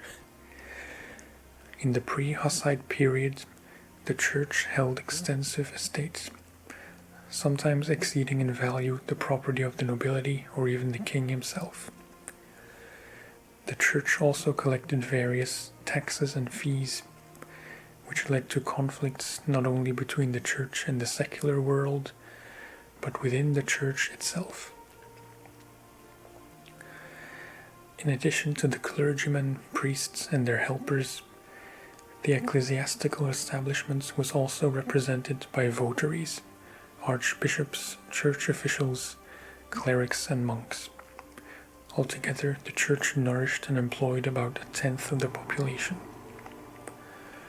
High running costs and failure to ensure either the physical or spiritual well-being of the populace coupled with the numerous woes of wars and pestilence, led to a radical weakening of ecclesiastical power and loss of confidence in the Church as an institution in the 14th century. It brought the first signs of a Reformation movement, as well as many alternative heretical sects and renewed interest in old pagan traditions. Mass was at that time more of a social occasion than a spiritual one, bringing people together. They would enjoy themselves, even flirt or make deals. This changed with the Hussite Reformation movement and the return to true devotion. Declining trust in the Church was encouraged by the first Czech translations of the Bible, thanks to which the ideas actually contained in the Bible could finally spread by word of mouth, even among the illiterate population. The spark of revolution had been struck.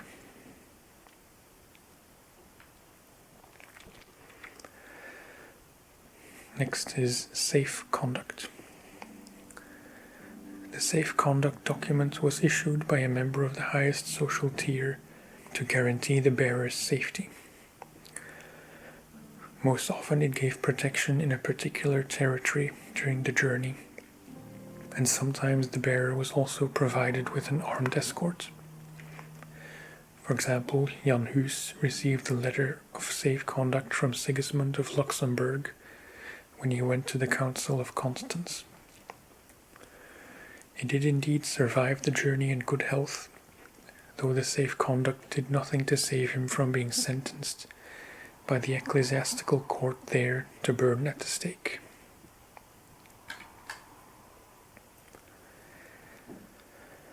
Next is schools. School-based tuition developed only at the end of the 11th century, mainly in the monasteries and churches. While Biskopczyk is attacking the window. Our new cat, by the way, I didn't mention his name at the beginning. His name is Biskopczyk, or Biscopt. Where was I? Basic instruction held in Latin encompassed the 7 liberal arts: the trivium, grammar, Latin, rhetoric, dialectic, and the quadrivium, mathematics, geometry, astronomy, and church music. During the High Middle Ages, there were 2-tier Latin schools for boys. Girls were only very rarely educated. Indeed, education in general did not carry the weight it does today. Most noblemen and wealthy burghers were illiterate, hiring scribes and scriveners as needed. Later on, the towns came to host centers of secular education, with the ultimate flowering thereof being the establishment in 1348 of an international format university in Prague by Emperor Charles IV.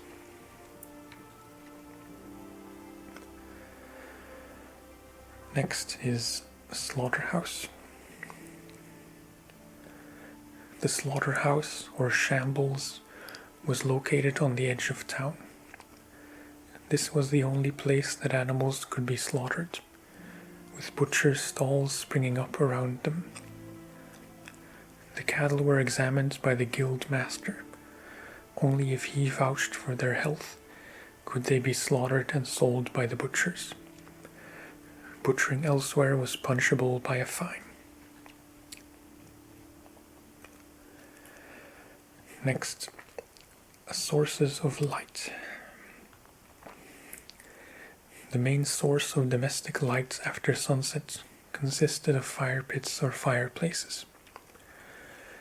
If that was not enough to light up paths or dwellings, cloth or tallow torches, oil lamps, lanterns, candlesticks, or candles were used. Ceramic or metal oil lamps were bowl-shaped, sometimes with an ear-shaped handle. In them was a wick steeped in oil, later on supplemented with wax.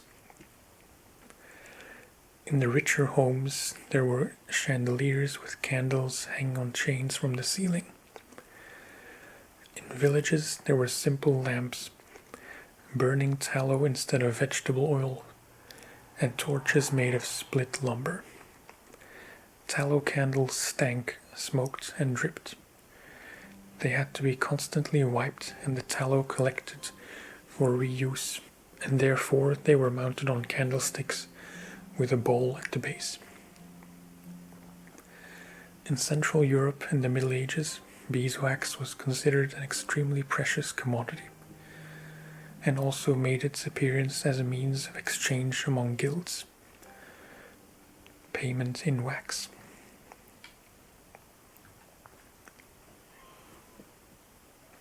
Next is Saint Wenceslas's crown.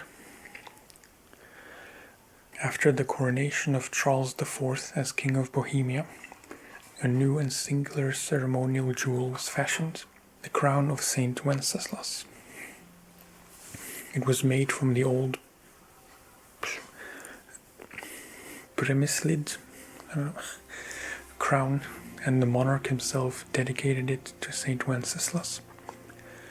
No Czech king was ever allowed to wear it, but could borrow it for his coronation, for a fee.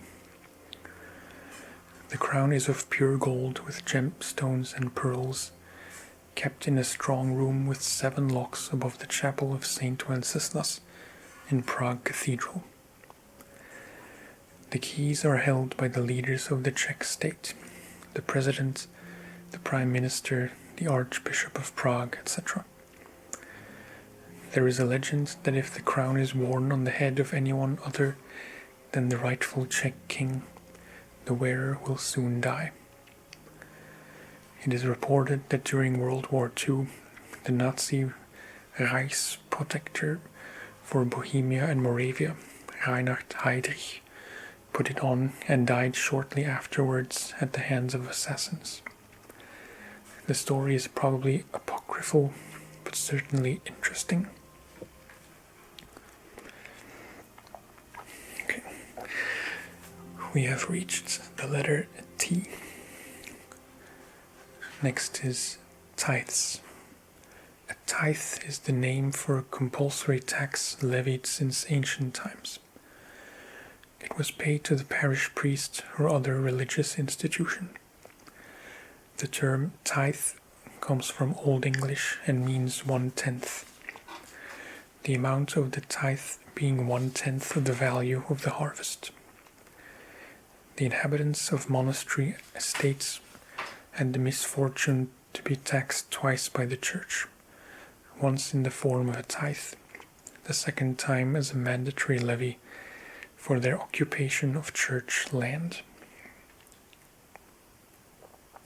Next is toilets. In the countryside or during wars, people went outdoors to relieve themselves, to the cowshed or the dung heap in the yard. Houses of a higher social standing had a little hut built by the dung heap. At night, chamber pots were used, tucked under beds, and were emptied on the dung heap in the morning. In the castles and in wealthier homes, we would find a privy, a toilet located whenever possible in one of the heated rooms in an oriel on the first floor. There wasn't necessarily a door, and inside was a bench seat with a round hole. Not uncommonly, it was in the banquet hall itself, so one would not have to depart, and could even observe the goings-on at table from the privy.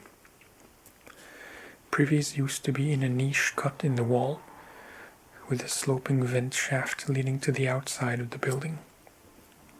In either case, the fecal matter would fall freely along the castle walls into the ditch or down the slope. Privies were gradually upgraded and flushed through with rainwater. They might also have a flap added that discharged the excrement once the flap was released by a foot lever. Despite this, up to the 16th century it was common practice to empty chamber pots out of windows onto the city streets. Next is town gates. The city gates, there were always at least two, served to watch over the comings and goings of the city dwellers, and tolls and duties were collected there from traders for goods brought in and sold. The ground level housed the armory and storage facilities. The highest level featured an astronomical clock or town clock. The gate tower was typically a rectangular tower of greater or lesser height, with a passage through and a drawbridge over a frontal moat.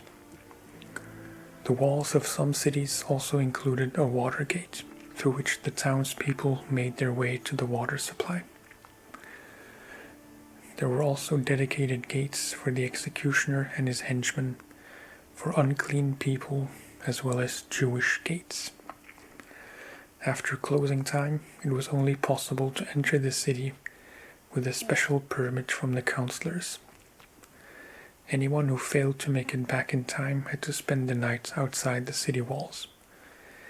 The gate was locked with a key that was kept overnight with the bailiff or the head of the city council.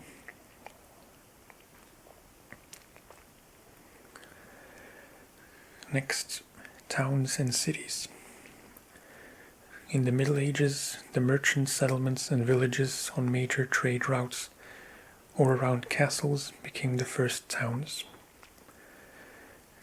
They were founded by specialized businessmen called locators or allocators. Their task was to seek out settlers, to prepare and apportion the land, and to build a community.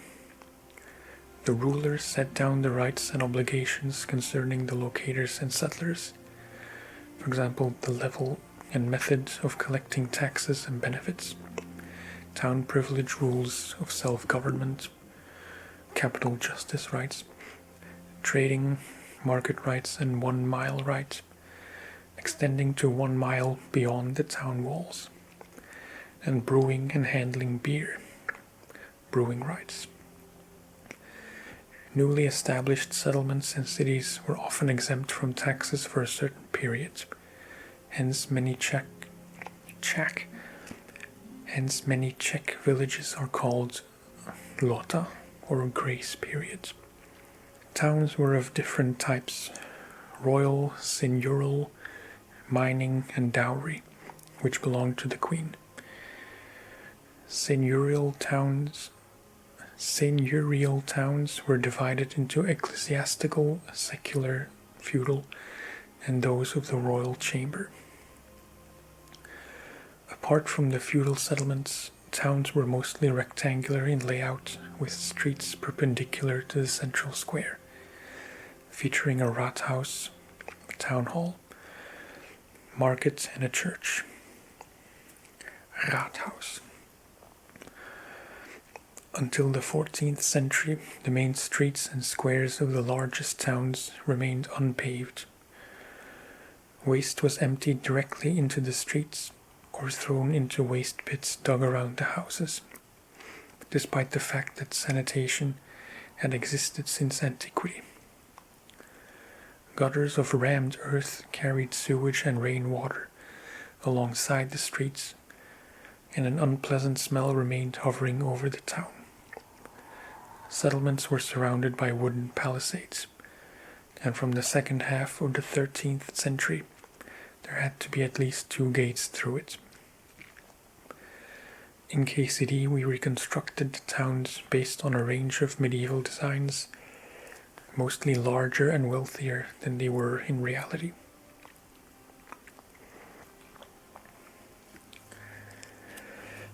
Next, travel and traveling merchants.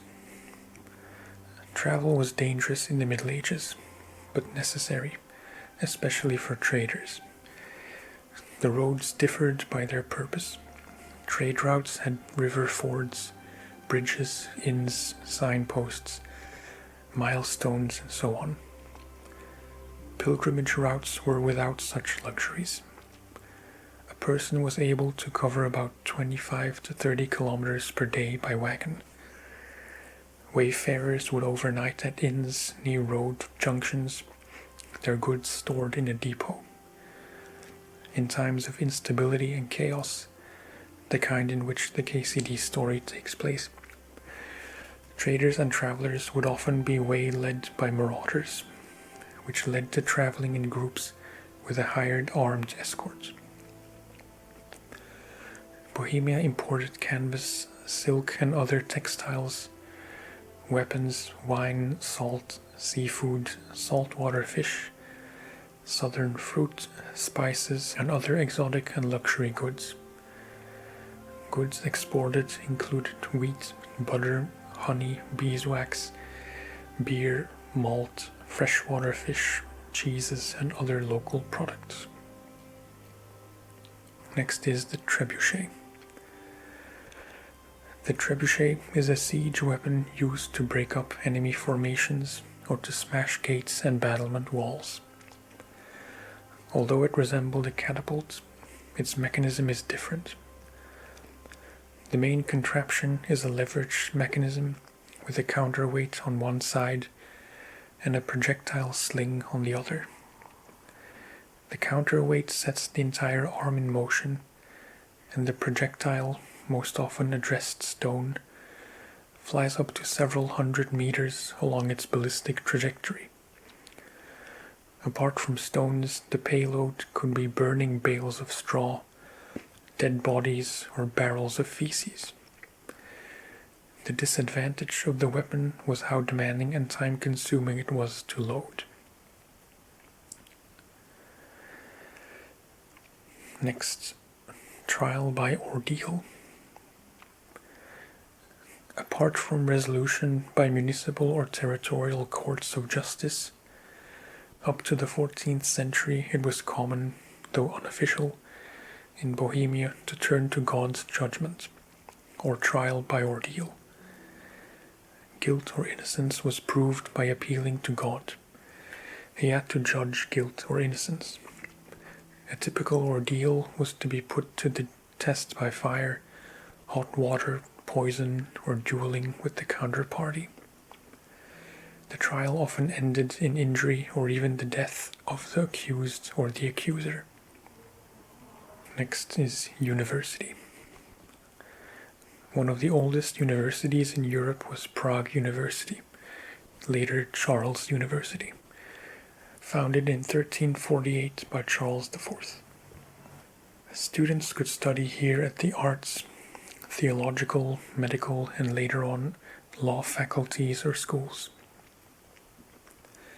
The arts faculty broadened basic religious education and taught grammar, rhetoric, dialectics, arithmetic, geometry, astronomy, and music.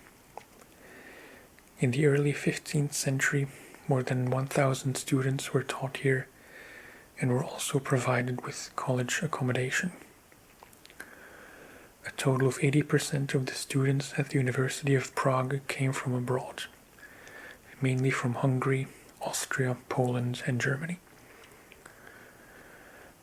The medieval university allowed one to graduate with a bachelor's or master's degree or doctorate, conditional on passing a spoken viva voce examination before a commission.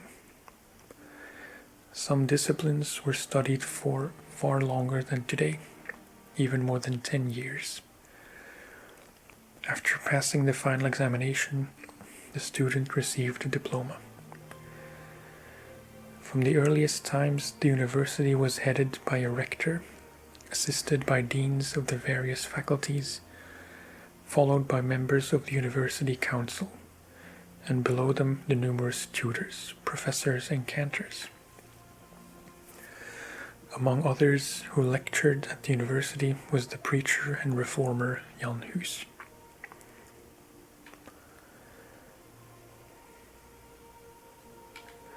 Okay, just a few more.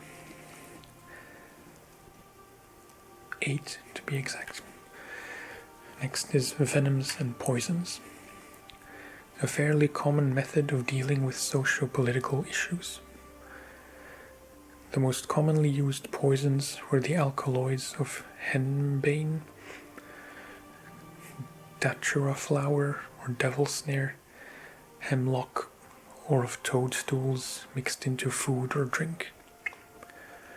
Among the most popular drugs were those inducing abortions, aphrodisiacs, analgesics, antiseptics, digestives, laxatives, narcotics to induce sleep or with soothing effects, and tonics to revitalize and give sustenance to the body.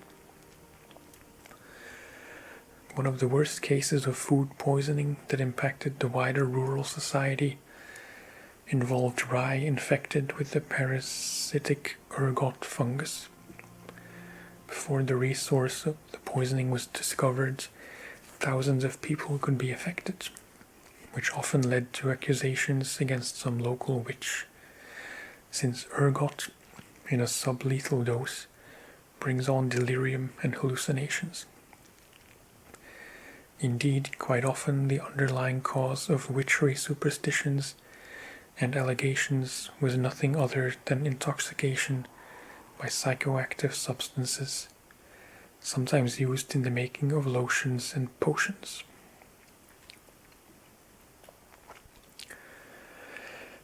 Next is village. Bohemian villages underwent a significant transformation at the turn of the 13th and 14th centuries. Farmers became entitled to inherit their farms, and wages and trading began to have clear-cut rules. The village ground plan itself changed from erratically scattered homesteads toward organized plots, geometrically arranged, affording plenty of space for roads and the market. The number of houses ranged from 20 to 25. The hub of the village was the common or public space, which served as a social, cultural, and economic arena. The limits of the township were fenced or walled.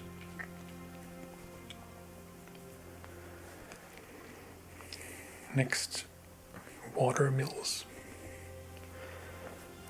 By the end of the 14th century, most rural towns had on average up to 7 mills.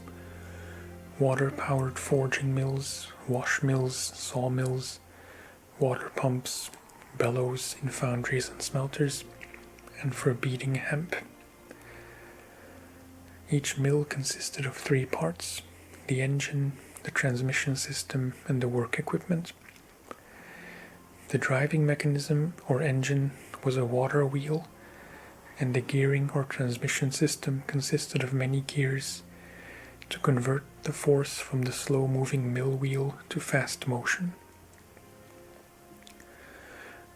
Work equipment differed according to the particular function of the mill.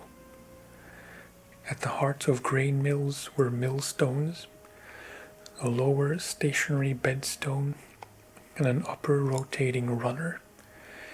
The grain was ground between the two. The mill had to be well situated. The current had to be neither too weak nor too strong, and in the Czech climate the strength of the current in the river varied greatly with the seasons. This meant the miller also had to build artificial mill runs and weirs with which to control the flow.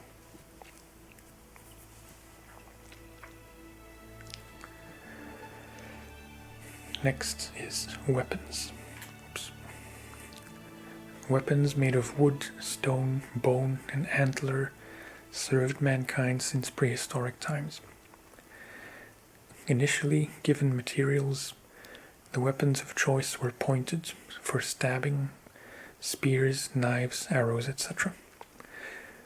Later, with developments in metalworking, bladed weapons began to emerge: daggers, axes, and swords. In addition to these 2 traditional types, we also distinguish blunt weapons, thrown weapons, hand firearms, artillery, and booby traps. In the Middle Ages, there were also plenty of lances, halberds, and crossbows. Rural weaponry was often derived from farming tools. From the 14th century, Europe began deploying cannon using gunpowder, long known in China, and firearms in general began to make slow inroads. Surviving records of the use of small arms in the Czech lands date back to the region of Wenceslas IV.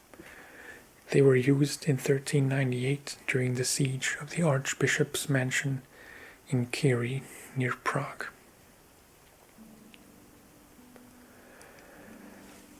Next, windmills. Windmills became prevalent in Europe between the 11th and 14th centuries. The most suitable environment for their construction was to be found in the foothills of mountains, on plains, and in coastal landscapes, where strong air currents abounded. They were generally wooden post mills standing on a characteristic conical trestle log base. They would rotate around the central stake to face into the wind. As a rule, the mill had 4 vanes, sails set in a rectangular cross, mounted on the front wall of the building. As the wind leant into them, they would turn to move a wooden gearing and transfer the torque to the millstones, located on the first floor. The disadvantage of windmills was their frequent need for repair and maintenance, and they were often struck by lightning. When operating, they vibrated intensely, making working in them neither pleasant nor safe.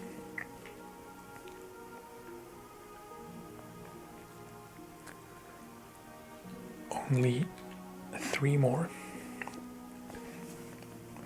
The third to last entry is witchcraft. In the Czech lands, any practices, especially by women, connected with magic that were intended to harm rather than help were regarded as witchcraft. In the early Middle Ages, witchcraft was differentiated into white magic, beneficial and associated with healing, and black magic, curses, hexes, and abuse of magic for iniquitous purposes. Magic encompassed divination, necromancy, alchemy, herbalism, entrenched pagan customs and rituals, which had originally constituted an integral part of medieval society. By the end of the 15th century, efforts to eradicate witchcraft culminated in senseless witch hunts and persecution of anyone involved with magic. The persecutions peaked around the end of the 16th century, when hundreds of people fell victim to the zeal of the witch hunters. Many superstitions and half-truths have arisen concerning witchcraft, as well as the Inquisition, though only a few are grounded in truth. Although many were convicted and condemned during the period, most of those accused of heresy or witchcraft got off unscathed. On the contrary, it was often those who had denounced them with acquisitive intent and whose accusations proved to be false who were punished. More people fell prey to lynch mobs and fanatical self-proclaimed inquisitors than to institutionalized witch burnings. Okay. Second to last, women in the Middle Ages. In the medieval, purely patriarchal society, the man was the head of the family, with the roles of women determined by their relationship to him: daughter, sister, wife, mother, or widow. Girls had a short childhood, according to municipal documents, reaching the age of majority between 12 and 15 years of age. Boys, in terms of territorial law, became grown-ups at 15. Men spent most of their time at their craft, trading or swordsmanship, depending on their station in life, while women attended to housework and family.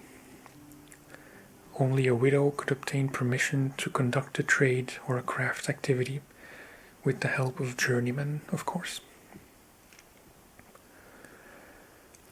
Village women did not leave their homes very much, or wander the vicinity needlessly. Some rules about venturing out were dictated by social class. While townswomen and noblewomen could venture beyond the home only when accompanied by their spouse or servants, the wives of artisans, merchants, and peasants could walk about unaccompanied. The domestic activities of well-to-do women included embroidery, cleaning, childcare, shopping, and playing musical instruments. Village women spent their time working in the fields or pastures, beekeeping, weaving, spinning, preparing food, knitting, and sewing. During the High Middle Ages, the ideal of beauty was a thin, pale woman with long blonde hair, small rounded breasts, relatively narrow hips, and a narrow waist. The most important thing was, of course, health and fertility. A woman in the Middle Ages would, from the beginning of sexual maturity, be pregnant virtually every year. It was not unusual for one to be a mother 3 or 4 times over by the age of 20. Births were complicated and aftercare inadequate, so the risk of death in childbirth was great. Girls were afforded less attention than boys, but when it came to honor, the contrary applied. Old maids, seduced daughters, and unmarried mothers brought the family shame.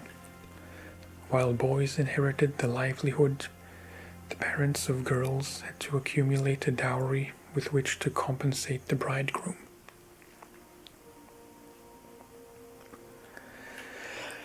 And lastly, for this video, woods. Forests belonged to the king, especially along the border zones, and played not only an economic but also a strategic role. Felled trees were used as a form of fortification called abattises. From the 14th century on, it was considered proper to look after forests, and only the ruler could decree whether his subjects could cut down trees for construction. The ruler could also allow farmers rights to graze their livestock or to make charcoal, but on condition that the hens and does could bear their young unhindered. The subjects had to cut the grass and dry the hay on forest meadows, and were allowed to catch hares.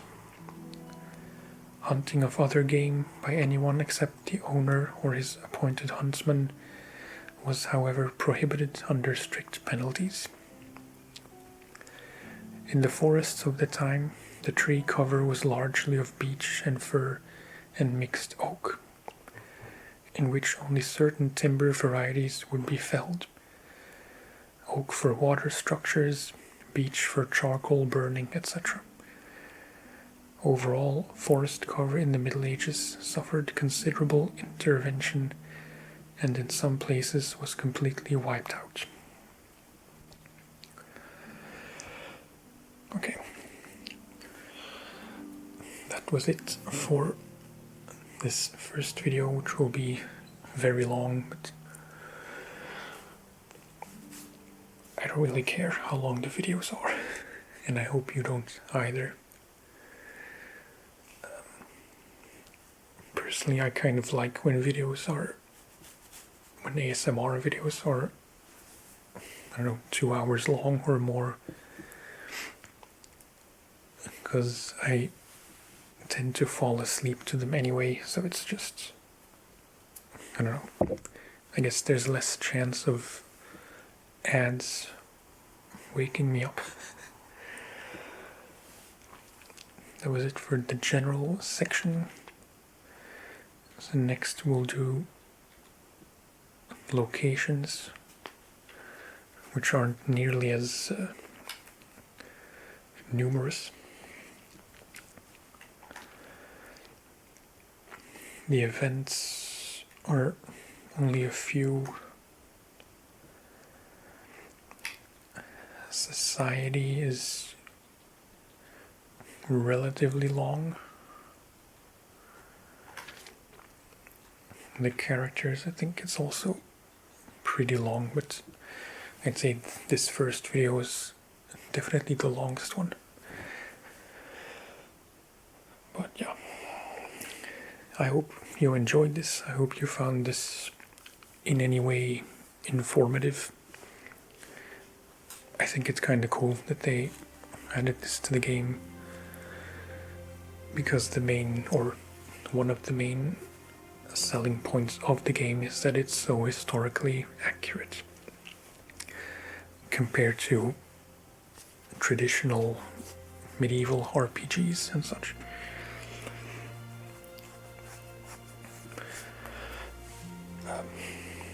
As always, thank you very much for listening, mostly.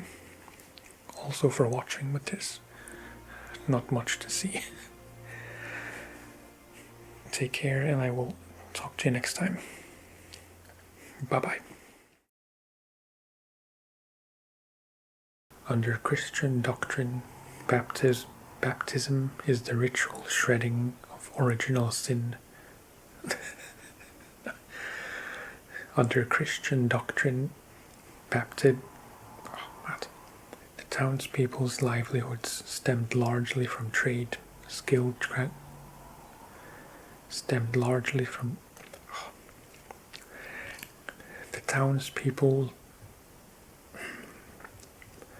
townspeople's livelihoods stemmed largely from trade.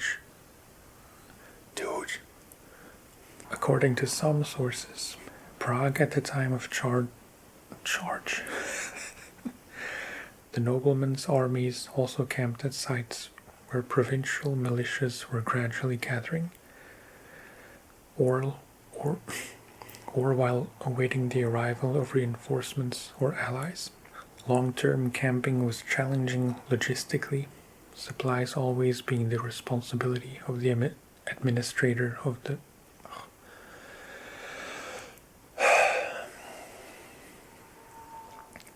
Long-term camping was challenging logistically, supplies always being the responsibility of the intended to bring the mystery of the liturgy, and especially biblical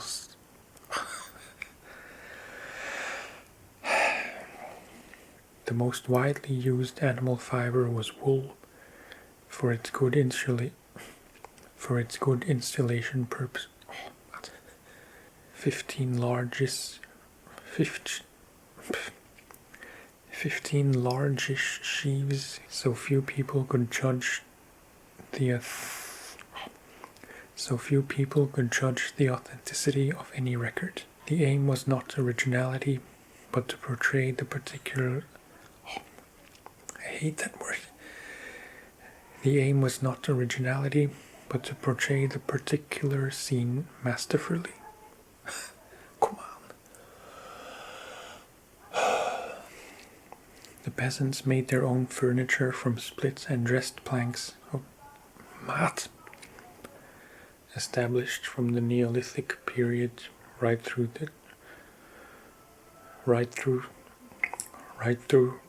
to the early middle.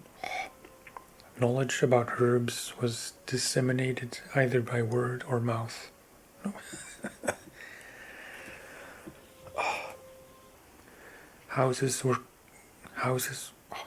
Windows were kept very small to save heat. It was then up to the Inquisitor's judgment to decide. Crazy cats. The period up to the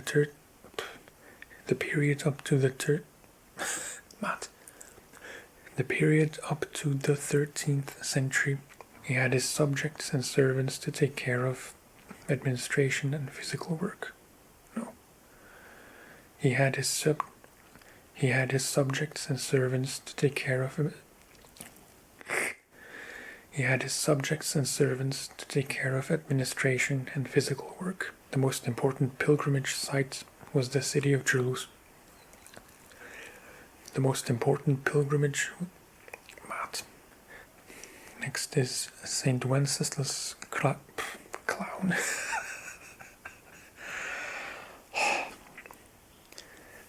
I'm getting to the point where words stop meaning anything. It's like among the most popular drugs were those including abortion, aphrodisiacs. Oh no. Among the most popular drugs were those inducing abortions, using gunpowder, using gunpowder, long known in China.